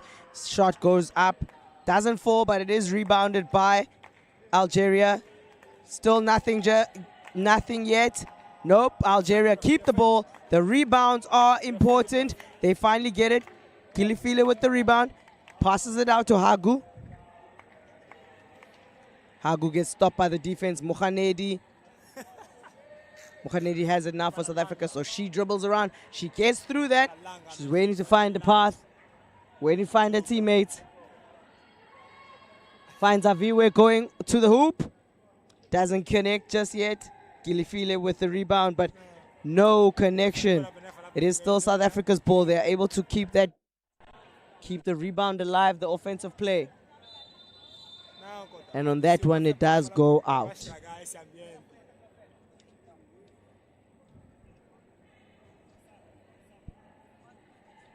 We've got 1 minute left in this third quarter encounter between dominant female wheelchair basketball teams of Africa. There goes another shot coming down from Algeria by Kira, number 13. And I mean, she's close enough now to the 20-point mark just as an individual in this game. The ball is out. Can they play a 2-on-2? Ongezwa has the ball for South Africa. The defense is paying attention to the three in the backcourt so that they don't get involved. Ongezwa is going to have to pass it. She does to Aviwe Ngoni, but it comes out on the side, and Jamila quickly with the fast break pass over. Hoo-wee. And Mahimda with the front court completion of that offense by an outlet pass by Jamila. Mokhanedi with the ball. Gets by, Ongezwa has it, she passes it over to, back in the hands of Ongezwa, but it goes over the rim.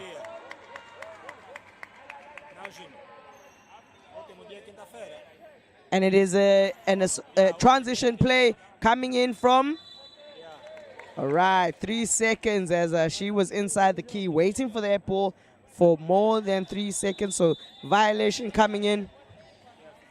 And a substitution just before we finish off on this game. For the Algerians, number 14 gets her first taste of this game.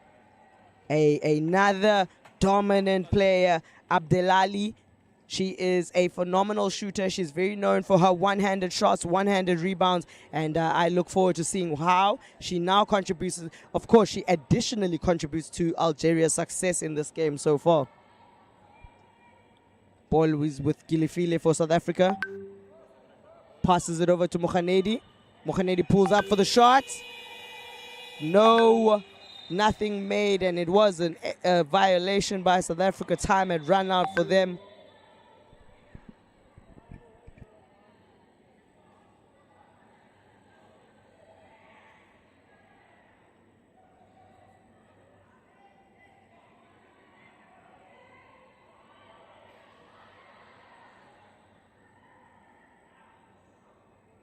It is South Africa's ball on the baseline.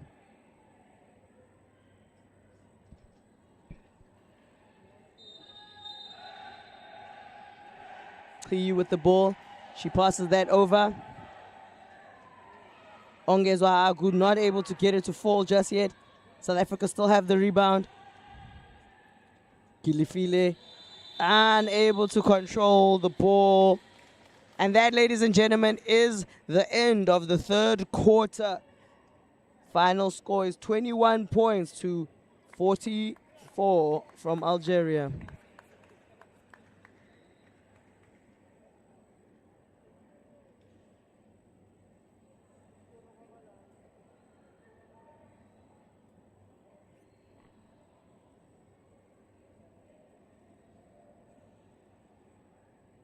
And to update you in the men's quarterfinals that have just concluded, which was the match, the Morocco versus Kenya match, Morocco have progressed to the semifinals. So we will be watching them cross over with the game that will be played at the end of the day, the last game of the day, which is South Africa, the visiting guests, up against the host nation, Angola. So, of course, stay tuned for that. For now, we've got one more quarter to go in the ladies' finals. We know that Morocco are through to the semis tomorrow, and whoever wins the matchup between South Africa and Angola will be facing off against them in the cross-pool and elimination process tomorrow. And today, at the end of this, we will conclude the women's standings for the round robin, and we will have an understanding of who's going into semifinals tomorrow, who plays who, and what and how this will all break down for that all-important one spot to the world champs and one to the repechage.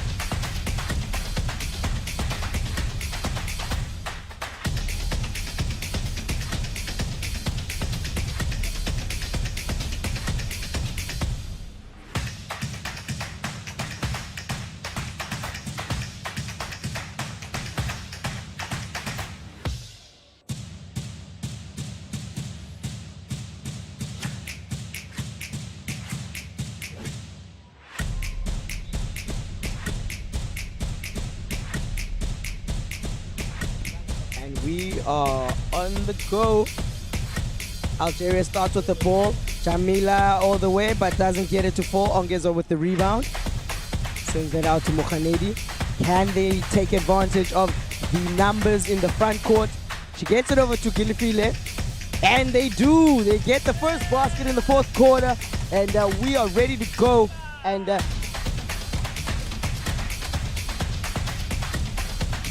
South Africa pushing up to 23 points in this game.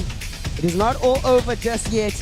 They have a chance, but they initially fouled there on that particular play, and that will send Algeria to the free throw line. Now, Algeria has done very well in their free throw attempts. They are sitting at over 50% in terms of shots taken and made.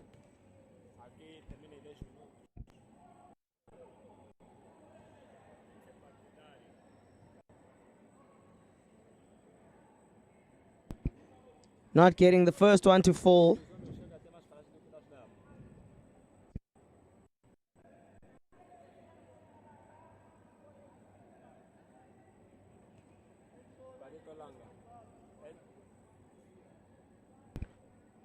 Second one goes up and the second one comes down through the net. So she collects one of two shots there. Ongezwa to Gilifile. Gilifile gets it to Mohanedi. They've got a crossover, of which they do. Can they find the attacking gap? Mohanedi looks over. She finds Agu. Shot goes up and she gets that one to go.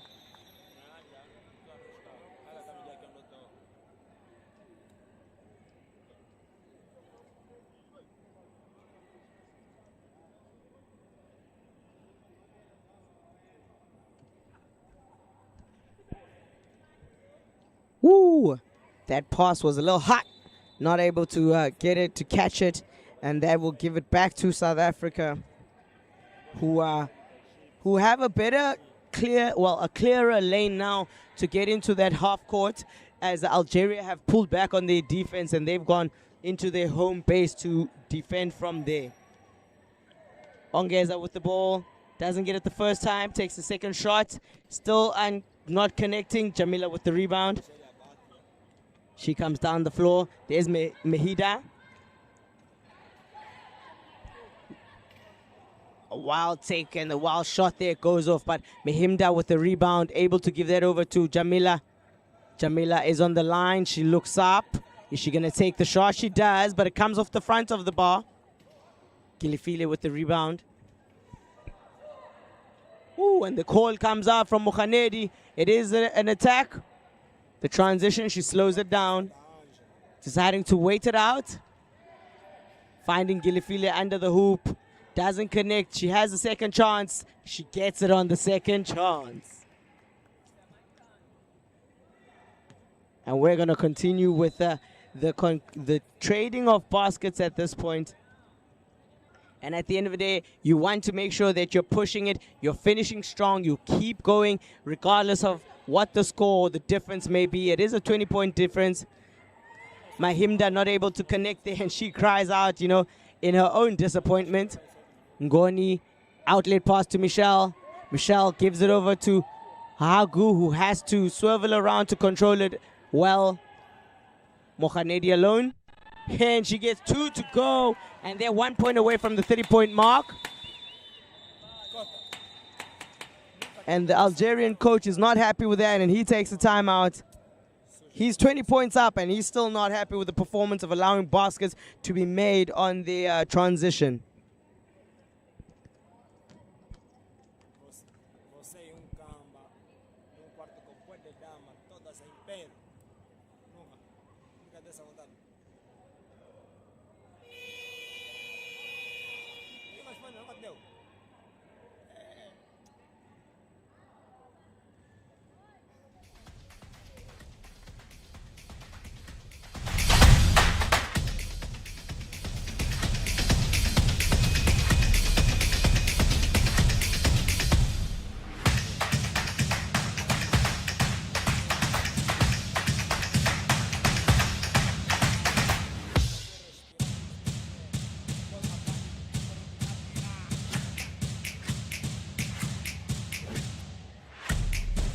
So we're back out of the timeout. And as you can see there, South Africa waiting up top of the perimeter in a T, what we consider a teacup in wheelchair basketball. They do pull the players, the defenders down. Algeria are going to attack against that. Kira gets close enough, but she doesn't get the first attempt. Second attempt goes all the way over. The rebound is still collected by Algeria, and they put up 2 points after the timeout.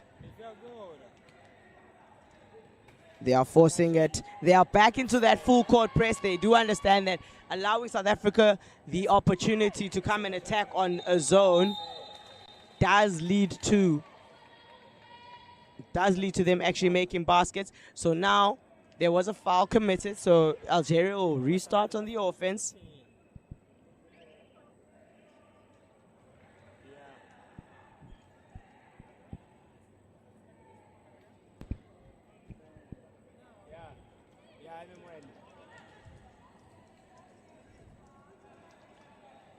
And Algeria, the ball is in Jamila's hands.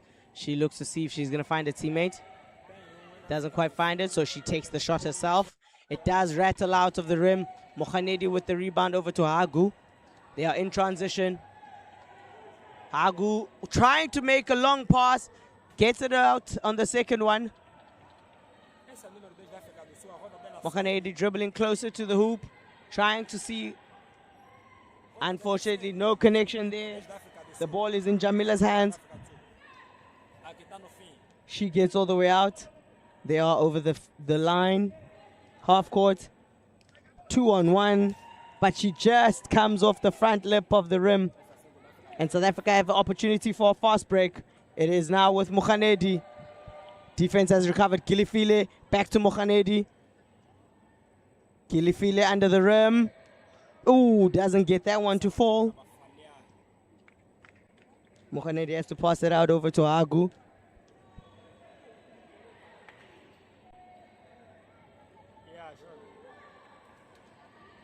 And it is Algeria with the fast break now.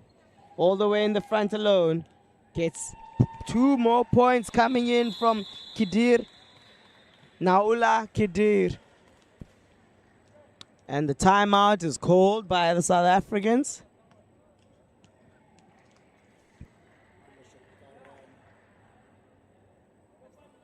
Five minutes to play in this round-robin game between South Africa and Algeria.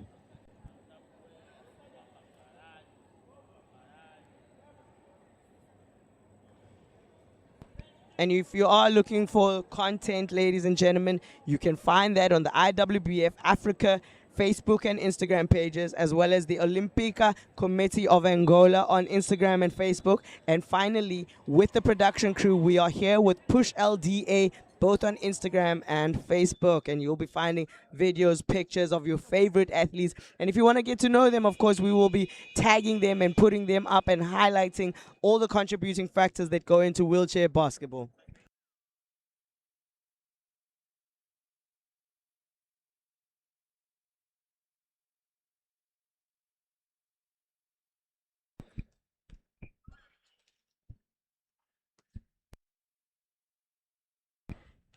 South Africa having to start against that full court press once again, but they are able to go all the way. Michelle Mokhanedi doesn't get the 2 points just on that one. So Algeria now have a chance to, well, they turned it over as I was speaking about their chance. Mokhanedi has the ball. It is a two-player affair. Nokwanda Hlongwane gets fouled on her first play in this game. Nokwanda stepping in for Ongezwa Hagu. She goes to the free throw line on her first attempts to get on the board.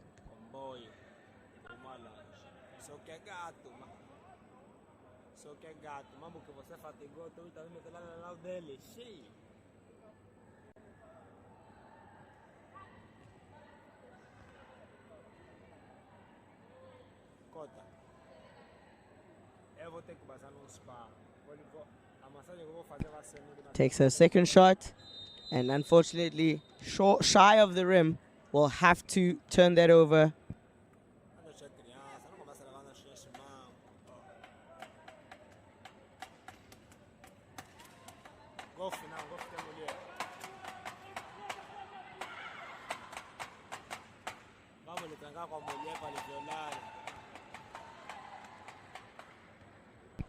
And it is 2 more points coming in there from Algeria, and then they are keeping with that full court press. The ball is connected. Nokwanda now has it.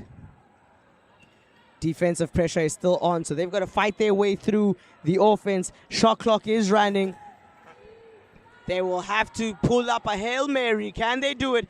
Asive Kilifile takes it, but no connection. So the ball is with Algeria. She looks to go inside. She does. She connects. Kira doesn't get it to go, though. Mokhanedi now has the ball. Pass it over to Nokwanda.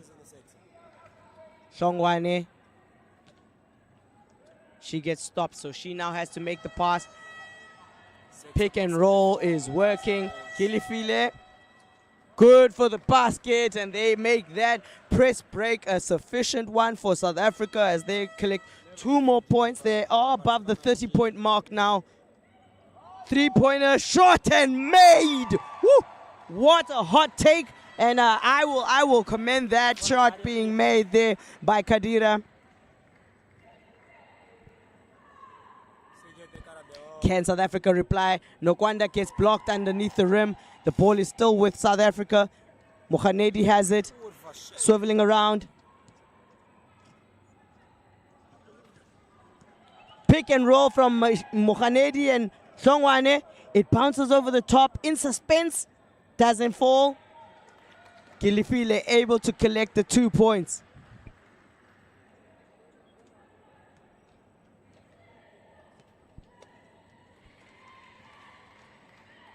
And they will wait for them in the backcourt.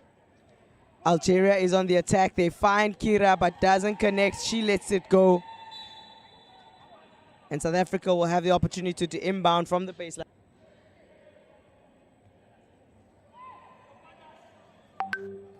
It crosses the line into the hands of Nokwanda. Hlongwane to Gilifile. Gilifile waiting to see if her teammates can join her. Accepts the help from Aviwe. Mokhanedi bringing it in. She's dribbling it out, waiting to see. She takes the shot, but it doesn't connect just yet.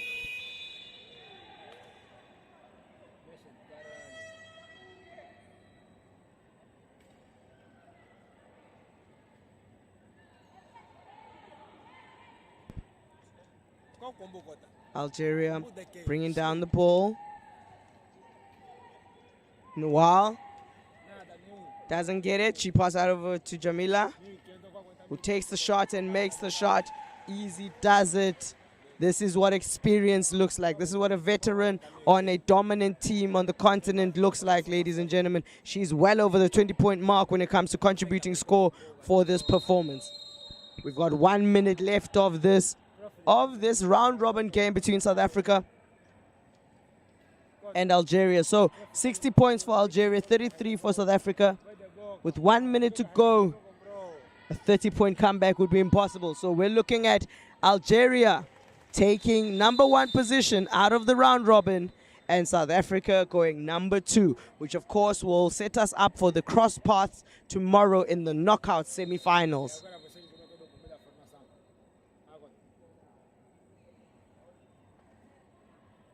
Anderson, e agora ele que comeu todo o comida da formação e jogou na cara do centro que comeu.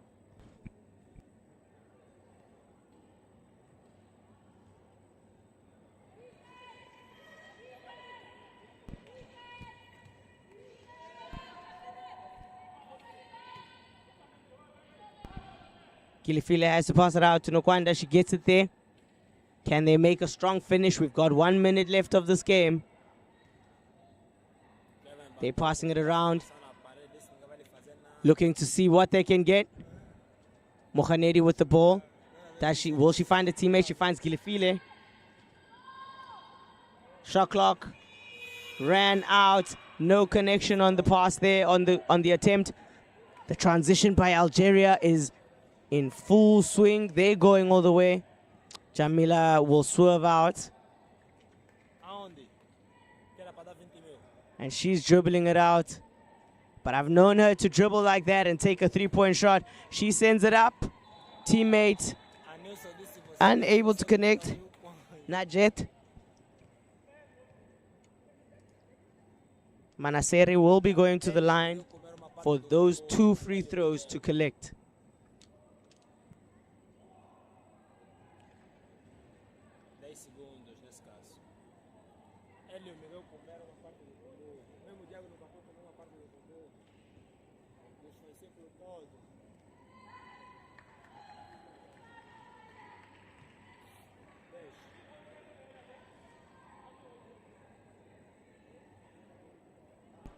Live ball for that second free throw.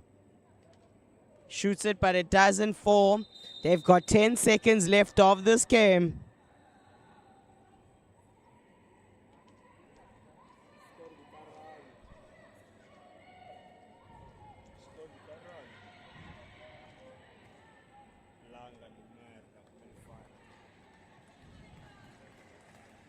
And they will hold it in the backcourt as time runs out.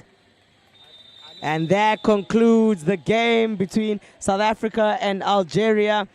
Algeria will walk away from this with 60 points on the board, South Africa 35. And tomorrow we will look at the cross play coming in. Algeria finishing at #1, so they will be facing off with Morocco, and South Africa finishing #2, and they will go up against Angola in the semi-final. So stay tuned on the live. we will be flipping over to the South Africa men versus Angola men. It is a southern affair there, and we are looking to conclude who will be going into the semifinals tomorrow. This is the last quarterfinals of the day, so stay tuned for that. And of course, tomorrow we will be bringing you back. We're getting closer to naming a champion, as well as your silver medalists who will be going to the repechage, which is either in Madrid for the women and Thailand for the men. My name is Trina Panyana, and it is an absolute pleasure.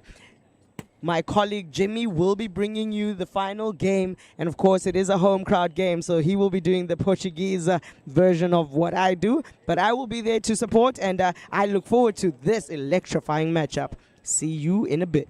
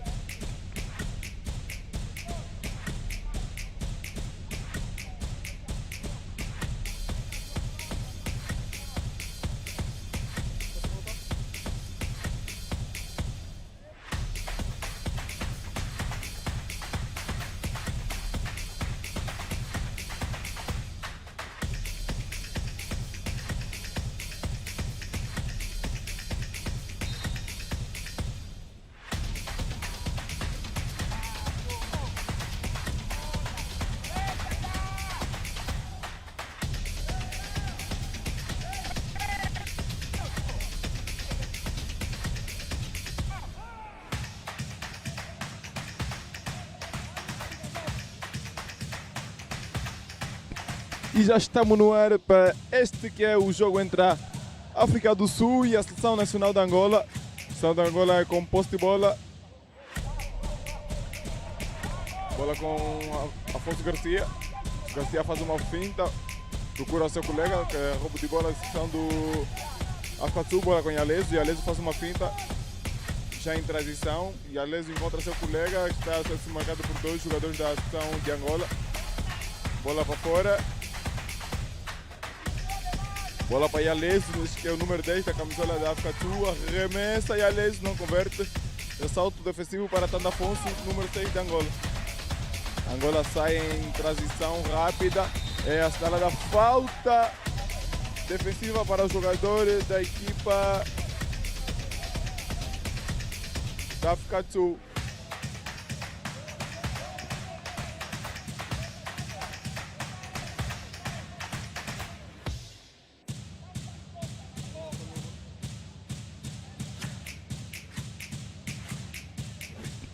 Posse de bola para Angola, Angola com Afonso Garcia tenta uma penetração impedido, arranja uma melhor posição para arremessar, não consegue arremessar.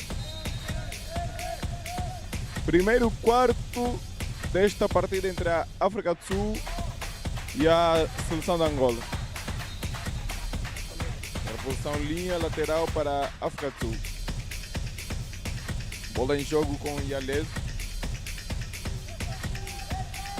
Parte em ataque com William.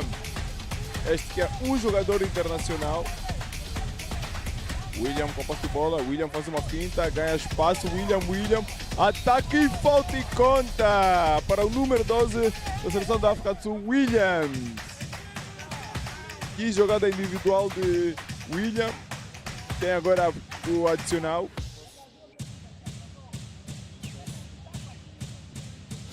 Tem autorização, William arma o lançamento, prepara-se. Arremessa, Williams não marca e tem mais um lançamento. A violação do jogador Cláudio Marcolino, número 9 da seleção da Angola. A permissão recebida a William. Prepara o William para começar a remessa. Williams volta a falhar. Ressalta possível para Cláudio Marcolino, que já parte com o seu colega Tanda Afonso. Tanda Afonso, acesso marcado pelo jogador número 9 da sua bola com Afonso Garcia para Afonso. Antônio Afonso tenta um arremesso, sofre uma falta e tem direito a 2 lances livres. Antônio Afonso.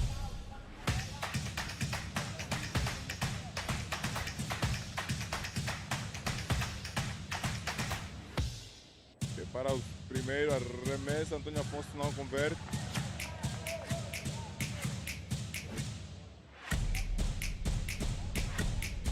Já tem a autorização do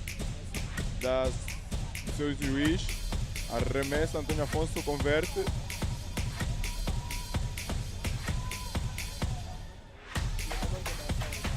Posse de bola para a seleção da Angola. Tem uma disputa entre os jogadores da África e Angola. Angola com o marcador.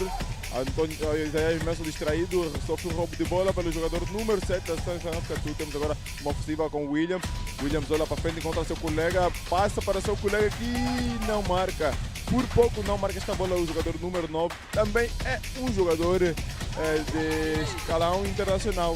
Temos agora a falta defensiva de Antônio Afonso sobre o jogador número 9 da seleção da África do Sul.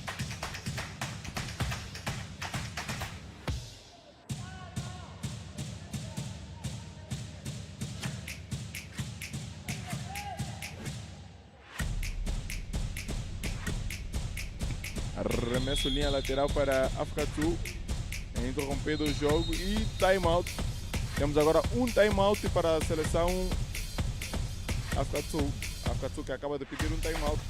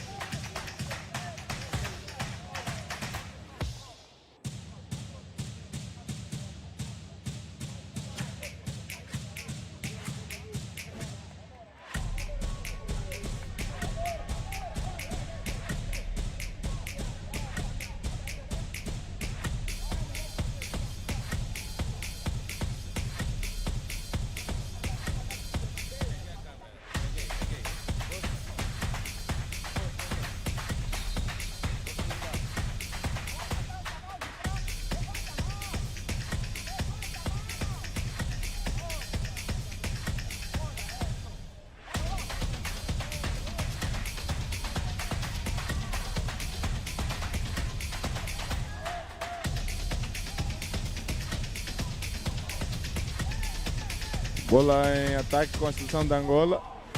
Uma disputa entre os jogadores da seleção da África do Sul e a Angola. Ganha melhor a Angola com Cláudio Marcolino para Antônio Afonso. Antônio Afonso arremessa na converte.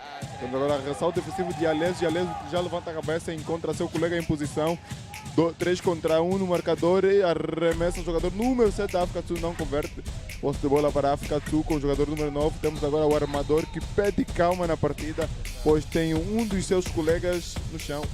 Já de pé. Temos agora arremesso, linha lateral para a África do Sul.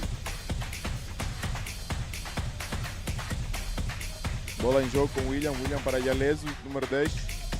Recebe seu colega número 9, Yaleso faz uma finta, encontra William prepara um arremesso de longe, já arremessa William na conversa. Cláudio Marcolino no ressalto defensivo. Bola para Tanda Afonso, está a ser marcado por Yaleso e faz assim um turnover, Tanda Afonso. Arremesso, linha lateral para a equipa da África do Sul. Recepção de bola para a África do Sul, temos Williams na transição. William encontra Yaleso em penetração. Yaleso com uma bandeja alta. Mais 2 pontos para a equipa da África do Sul com uma bandeja alta de Yaleso. Este que é o número 10 da seleção da África do Sul. Bola com Afonso Garcia. Afonso Garcia faz uma finta. Procura ângulo para arremessar. Arremessa. Afonso Garcia não converte. Ressalto ofensivo para a equipa da África do Sul, que já parte em contra-ataque com o jogador número 8. Este também que é um outro armador. Encontra seu colega número 9 que tenta um arremesso, faz uma finta. O defendido Tanda Afonso, troca defensiva entre Jair Mesa e Tanda Afonso e turnover da seleção da África do Sul. Bola com Tanda Afonso agora na transição. Vai em contra-ataque a seleção da Angola, Tanda Afonso procura caminho e assim sofre uma falta, Tanda Afonso. Falta do jogador número 9 da seleção da África do Sul. Posição linha lateral.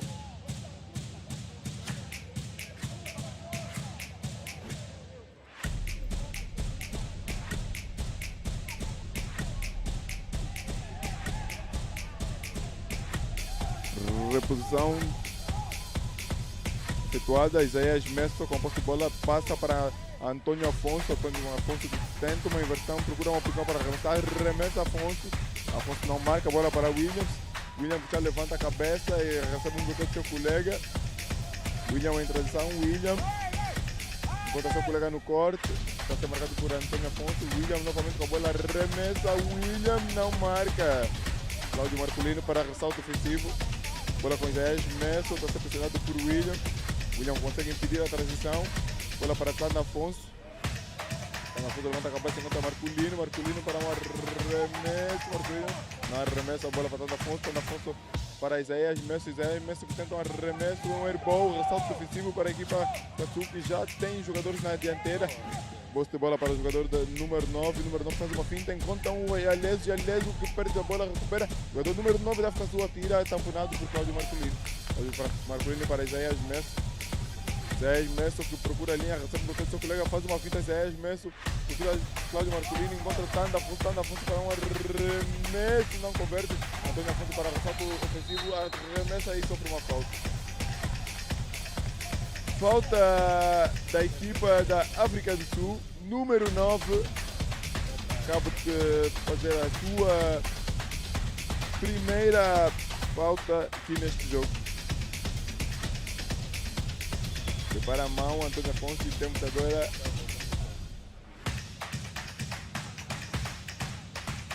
uma interrupção a pedido dos juízes.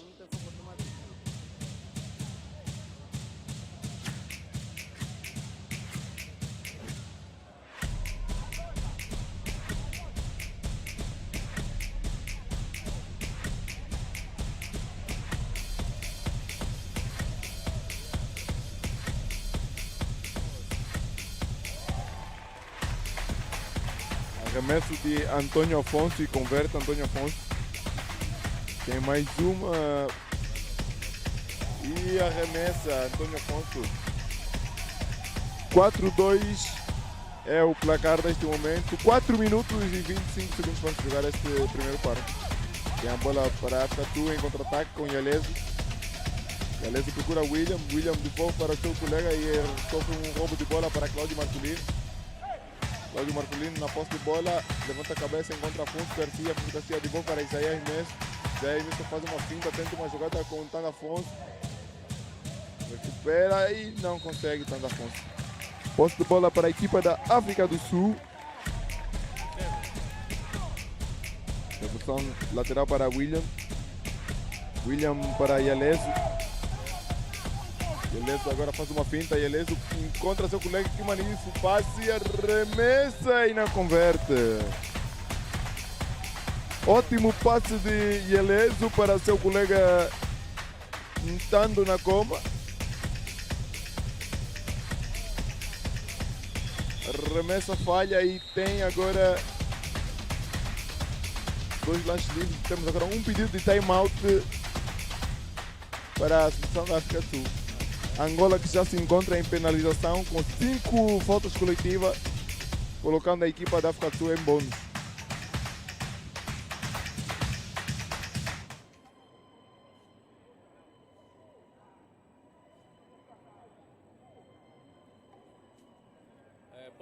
Vou trocar, está a trocar, Kevin, está a trocar, estamos a ver?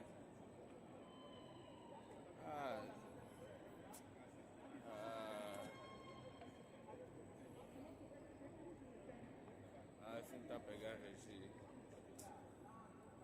Espera, está a pegar esse desenho.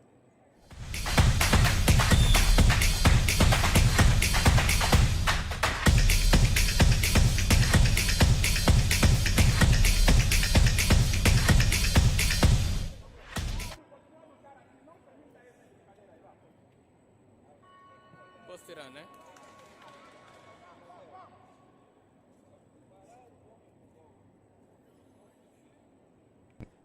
Já temos agora a bola para Ntando na coma, que vai para o arremesso, lança e falha na coma. Tem agora mais um arremesso para na coma. Arma o arremesso, lança, falha. Salto defensivo para Tanda Afonso. Já enxerga seu colega Afonso Garcia para Cláudio Marcolino para Isaías Messo. Está a ser defendido pelo jogador número 8 da seleção da África do Sul. Temos agora Afonso Garcia para um passe para Cláudio Marcolino. Cláudio Marcolino arremessa e não converte. E posse de bola agora para a seleção da África do Sul com Yeleso. Yeleso que já levanta a cabeça. Encontra seu colega número 8. Xelembe para Nakoma. Nakoma que está a ser defendido por Antônio Afonso. Faz uma finta, Nakoma. Procura uma linha de arremesso, encontra uma linha de passo para William devolve para Xelembe que atira, ressalto de Nakoma arremessa e não converte. E shot clock violation para a África do Sul.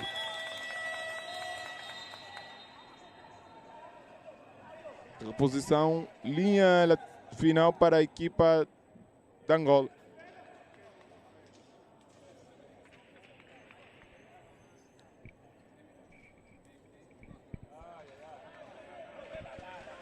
Tem agora a substituição da equipa da África do Sul, sai o número 7, o número 9 e entra o número 4 e o número 11, que são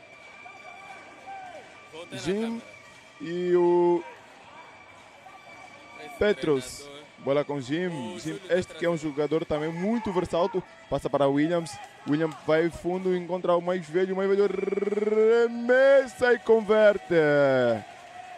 Esse que é Simanga Mbele. Este que é um jogador muito experiente e o mais velho da equipa da África do Sul. Isaías Messon no ataque. Tenta um passe para Antônio Afonso. Antônio Afonso recupera Antônio Garcia, que comete agora uma violação. 3 segundos ao tentar tirar a bola de fora de dentro para fora. 6-2, lidera a África do Sul o placar. 2 minutos e 21 segundos para se jogar este primeiro quarto. Bola com Yeleso. Yeleso para William recebe um bloqueio de Yeleso, faz uma finta. Encontra Mbele para uma bandeja e converte. 2 pontos para Mbele e 8-2 para a África do Sul. 1 minuto e 50 segundos para jogar. Ele impede uma boa imagem. Passe de bola para Afonso. Afonso não consegue. Isaías mesmo no ressalto ofensivo. Levanta a cabeça à procura do seu colega. Tem uma linha. Remessa Isaías. Salto defensivo de William. E sofre uma falta de Afonso Garcia.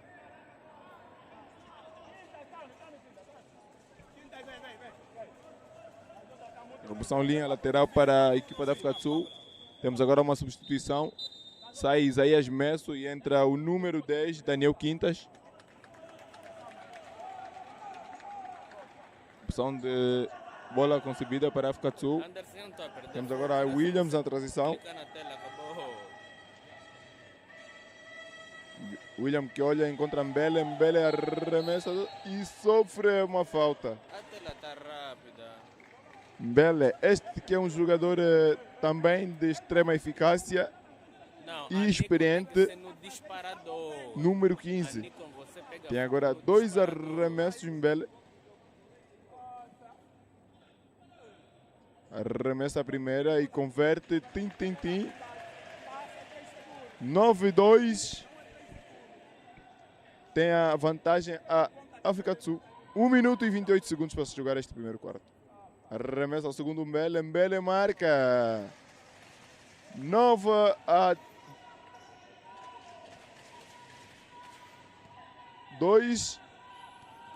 10-2 agora o placar. Com este arremesso de Mbele. Tanda Afonso na ofensiva. Tanda Afonso procura uma linha, encontra Cláudio Marculino. Cláudio Marculino faz uma finta, tenta um arremesso assim, assinalada. 3 segundos para Cláudio Marculino. Violação, 3 segundos. Opção de bola para a África do Sul. William, contra-ataque. Tem vantagem William. Faz uma finta William, encontra um Ieleso a desmarcar. Ieleso que tenta um arremesso e sofre uma falta e reposição na linha final. Posso filmar o treinador, né? Falta do número 9, Cláudio Marculino. Tem agora 2 arremessos. Ieleso, pois a seleção de Angola já se encontra em penalização, com 5 faltas coletivas. Arremessa Ieleso, marca Ieleso. 56 segundos para terminar o primeiro quarto. 11-2 é o placar. Prepara Ieleso, segundo. Arremessa Ieleso, não marca Cláudio Marculino no ofensivo. Afonso Garcia para Antônio Afonso. Tentativa de roubo de bola de Ieleso e comete uma falta.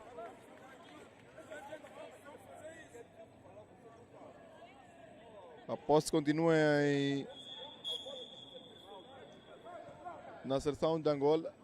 Temos também agora 2 lançamentos livres, pois a seleção da África do Sul também já se encontra em penalização. Temos agora a substituição, sai Cláudio Marculino e entra Manel Jamba. Manel Jamba, este que é um dos jogadores em destaque nesta seleção. Arremessa Antônio Afonso, falha o primeiro.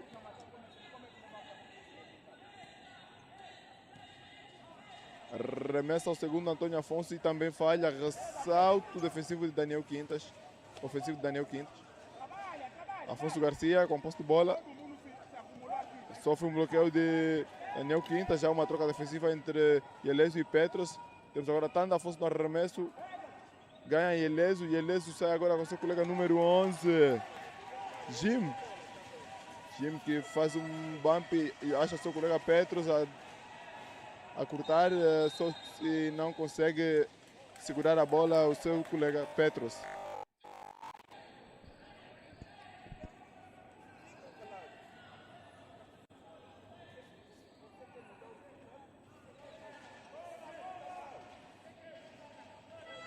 Bola em jogo com a seleção de Angola, Daniel Quintas em posse. Vai ser marcado por Ieleso. Passa para Tanda Afonso apanha. Afonso Garcia totalmente aberto e Afonso Garcia não consegue segurar a sua bola. 11-2. 9 segundos para terminar este primeiro quarto. William que passa para Mbele. Mbele para um arremesso e não converte Mbele. E assim termina o primeiro quarto. 11-2. Leva melhor a seleção da África do Sul.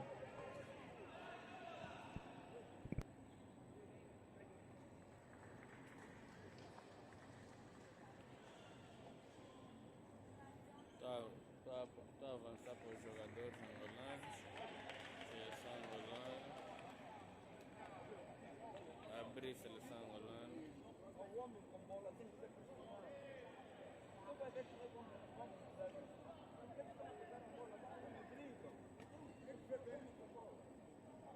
Tá, vou fechar nos angolanos já.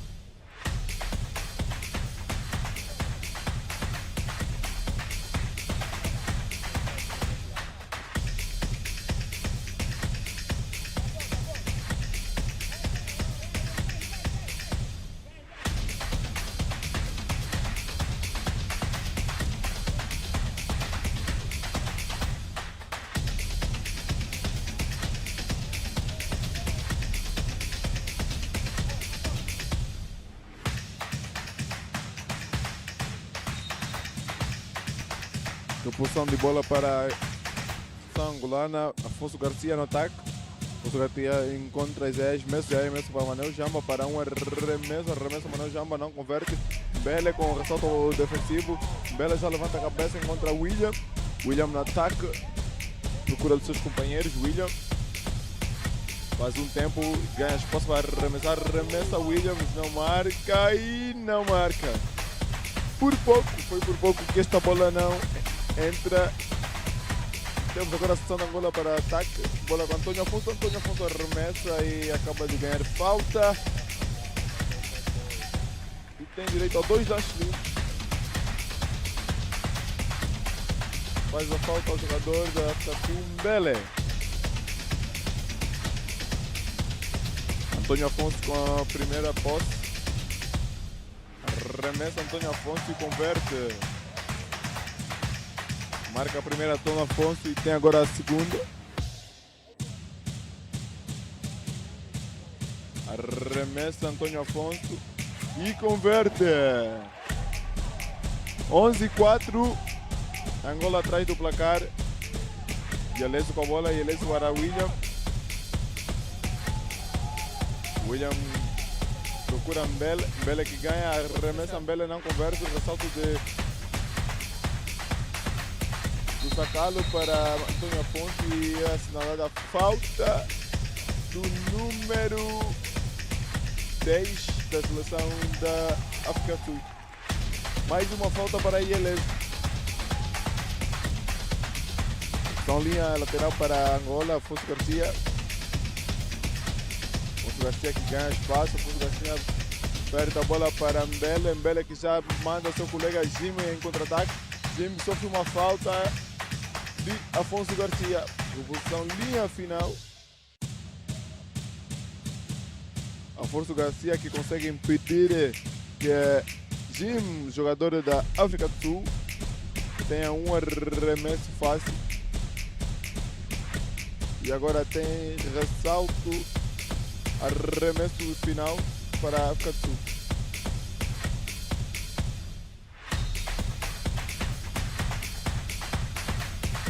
William com a bola, William tenta um passe e perde a bola.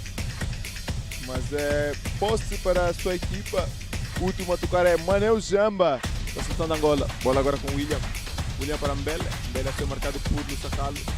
De novo o Jim arranja um passe para William. William atira e tabelinha. Converte agora o jogador Jim. William com passe de Jim. Temos agora um contra-ataque da Angola. Angola que tenta apanhar desprevenido a seleção da África do Sul. Lussacalo para mais um turnover para a seleção da Angola. Posição linha final para a África do Sul.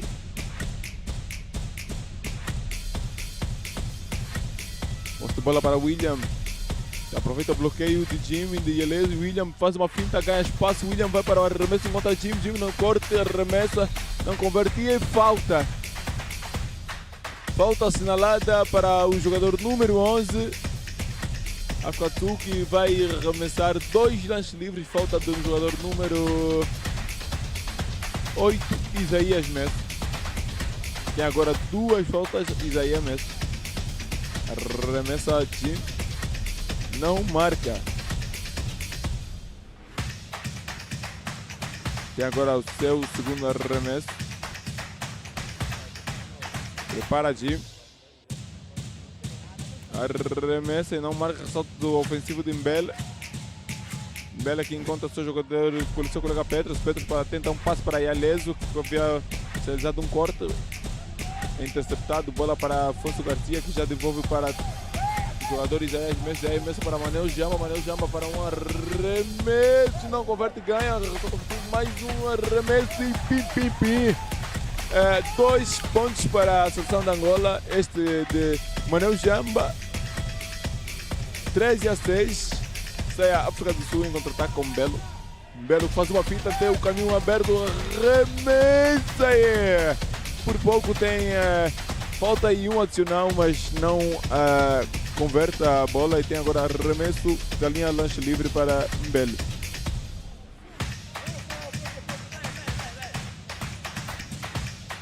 Prepara-se para arremessar Mbele.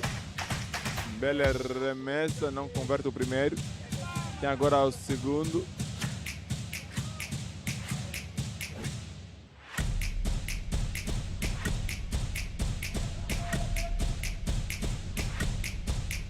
Temos agora mais um arremesso de Mbele. Mbele arremessa, não converte, ressalto defensivo de Manel Jamba.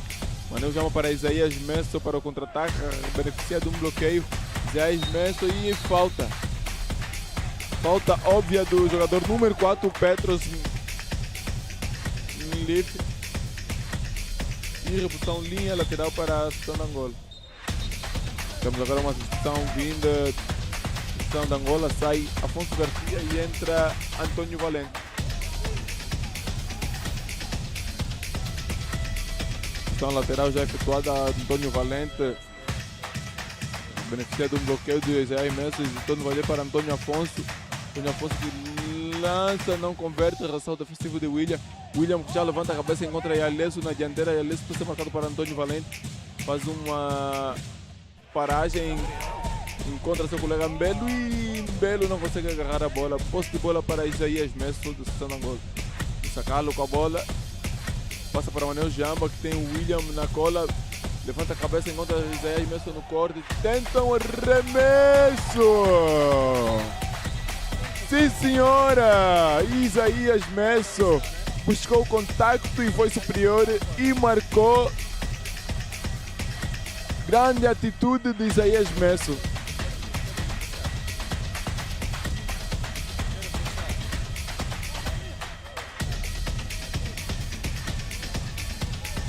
(13 a 8). Opção de bola para a equipa da África do Sul.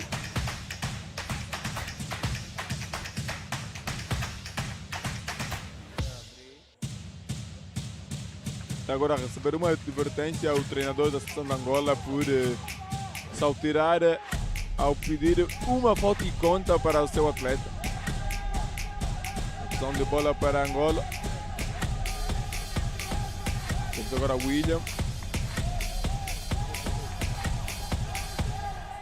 William de 2 bloqueios, encontra Mbelo no corte, Mbelo tenta um arremesso e ganha falta Mbelo. Mbelo agora ganhar uma falta, dando-lhe a possibilidade de 2 arremessos livres. Falta do jogador número 7, Antônio Afonso.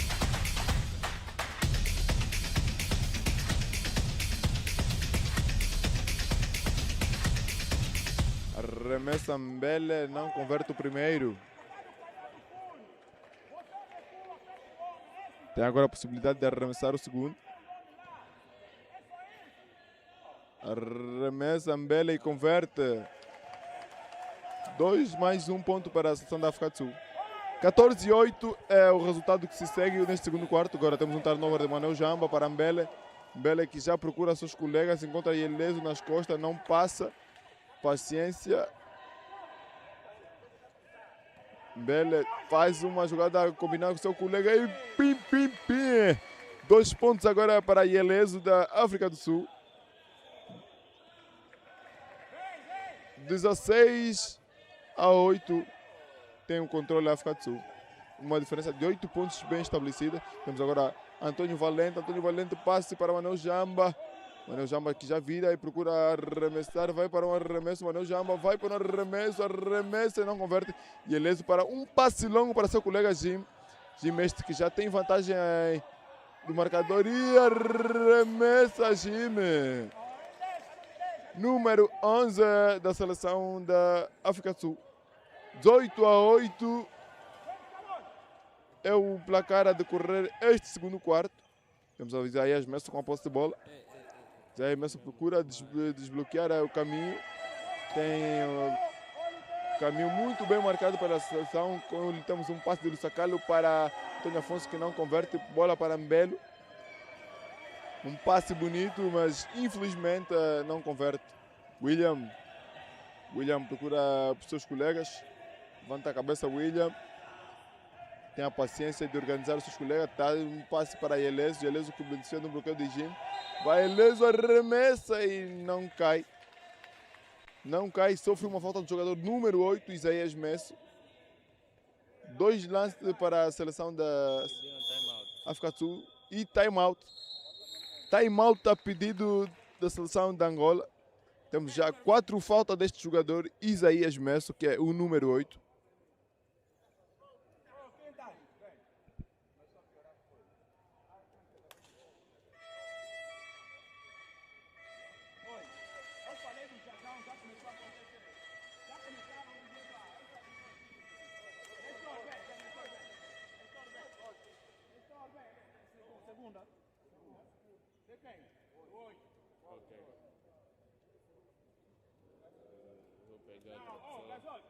Volta você, vamos tirando o Antônio para descansar.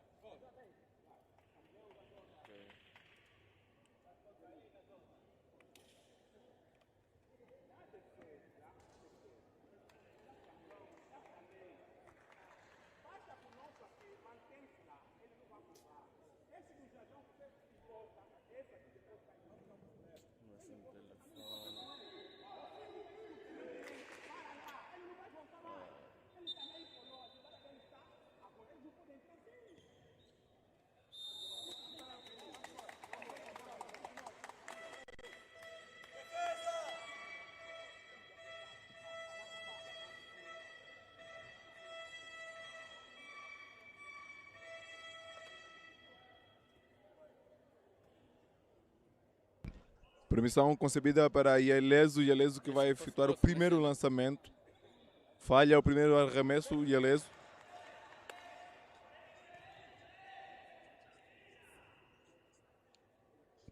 Prepara-se para arremessar a segunda vez. Prepara e arremessa. Ieleso falha. Assalto defensivo de Manuel chama para Antônio Valente. Antônio Valente que tem Petros na sua defesa. Encontra Isaías Messi, defendido por Ieleso. Faz um passe longo e é interceptado por Williams. William, este que acaba de sofrer uma falta de Daniel Quintas. Daniel Quintas que faz uma falta para William. E o coloca em lances livres pois já se encontra em penalização a seleção da Angola. Tá via onde? Encostou e parou ali. Tá via onde? Os dois foram fechar no mesmo lugar. Não estava distante da jogada. Vai arremessar o William e converte. William acaba de converter mais um ponto para a seleção da África do Sul.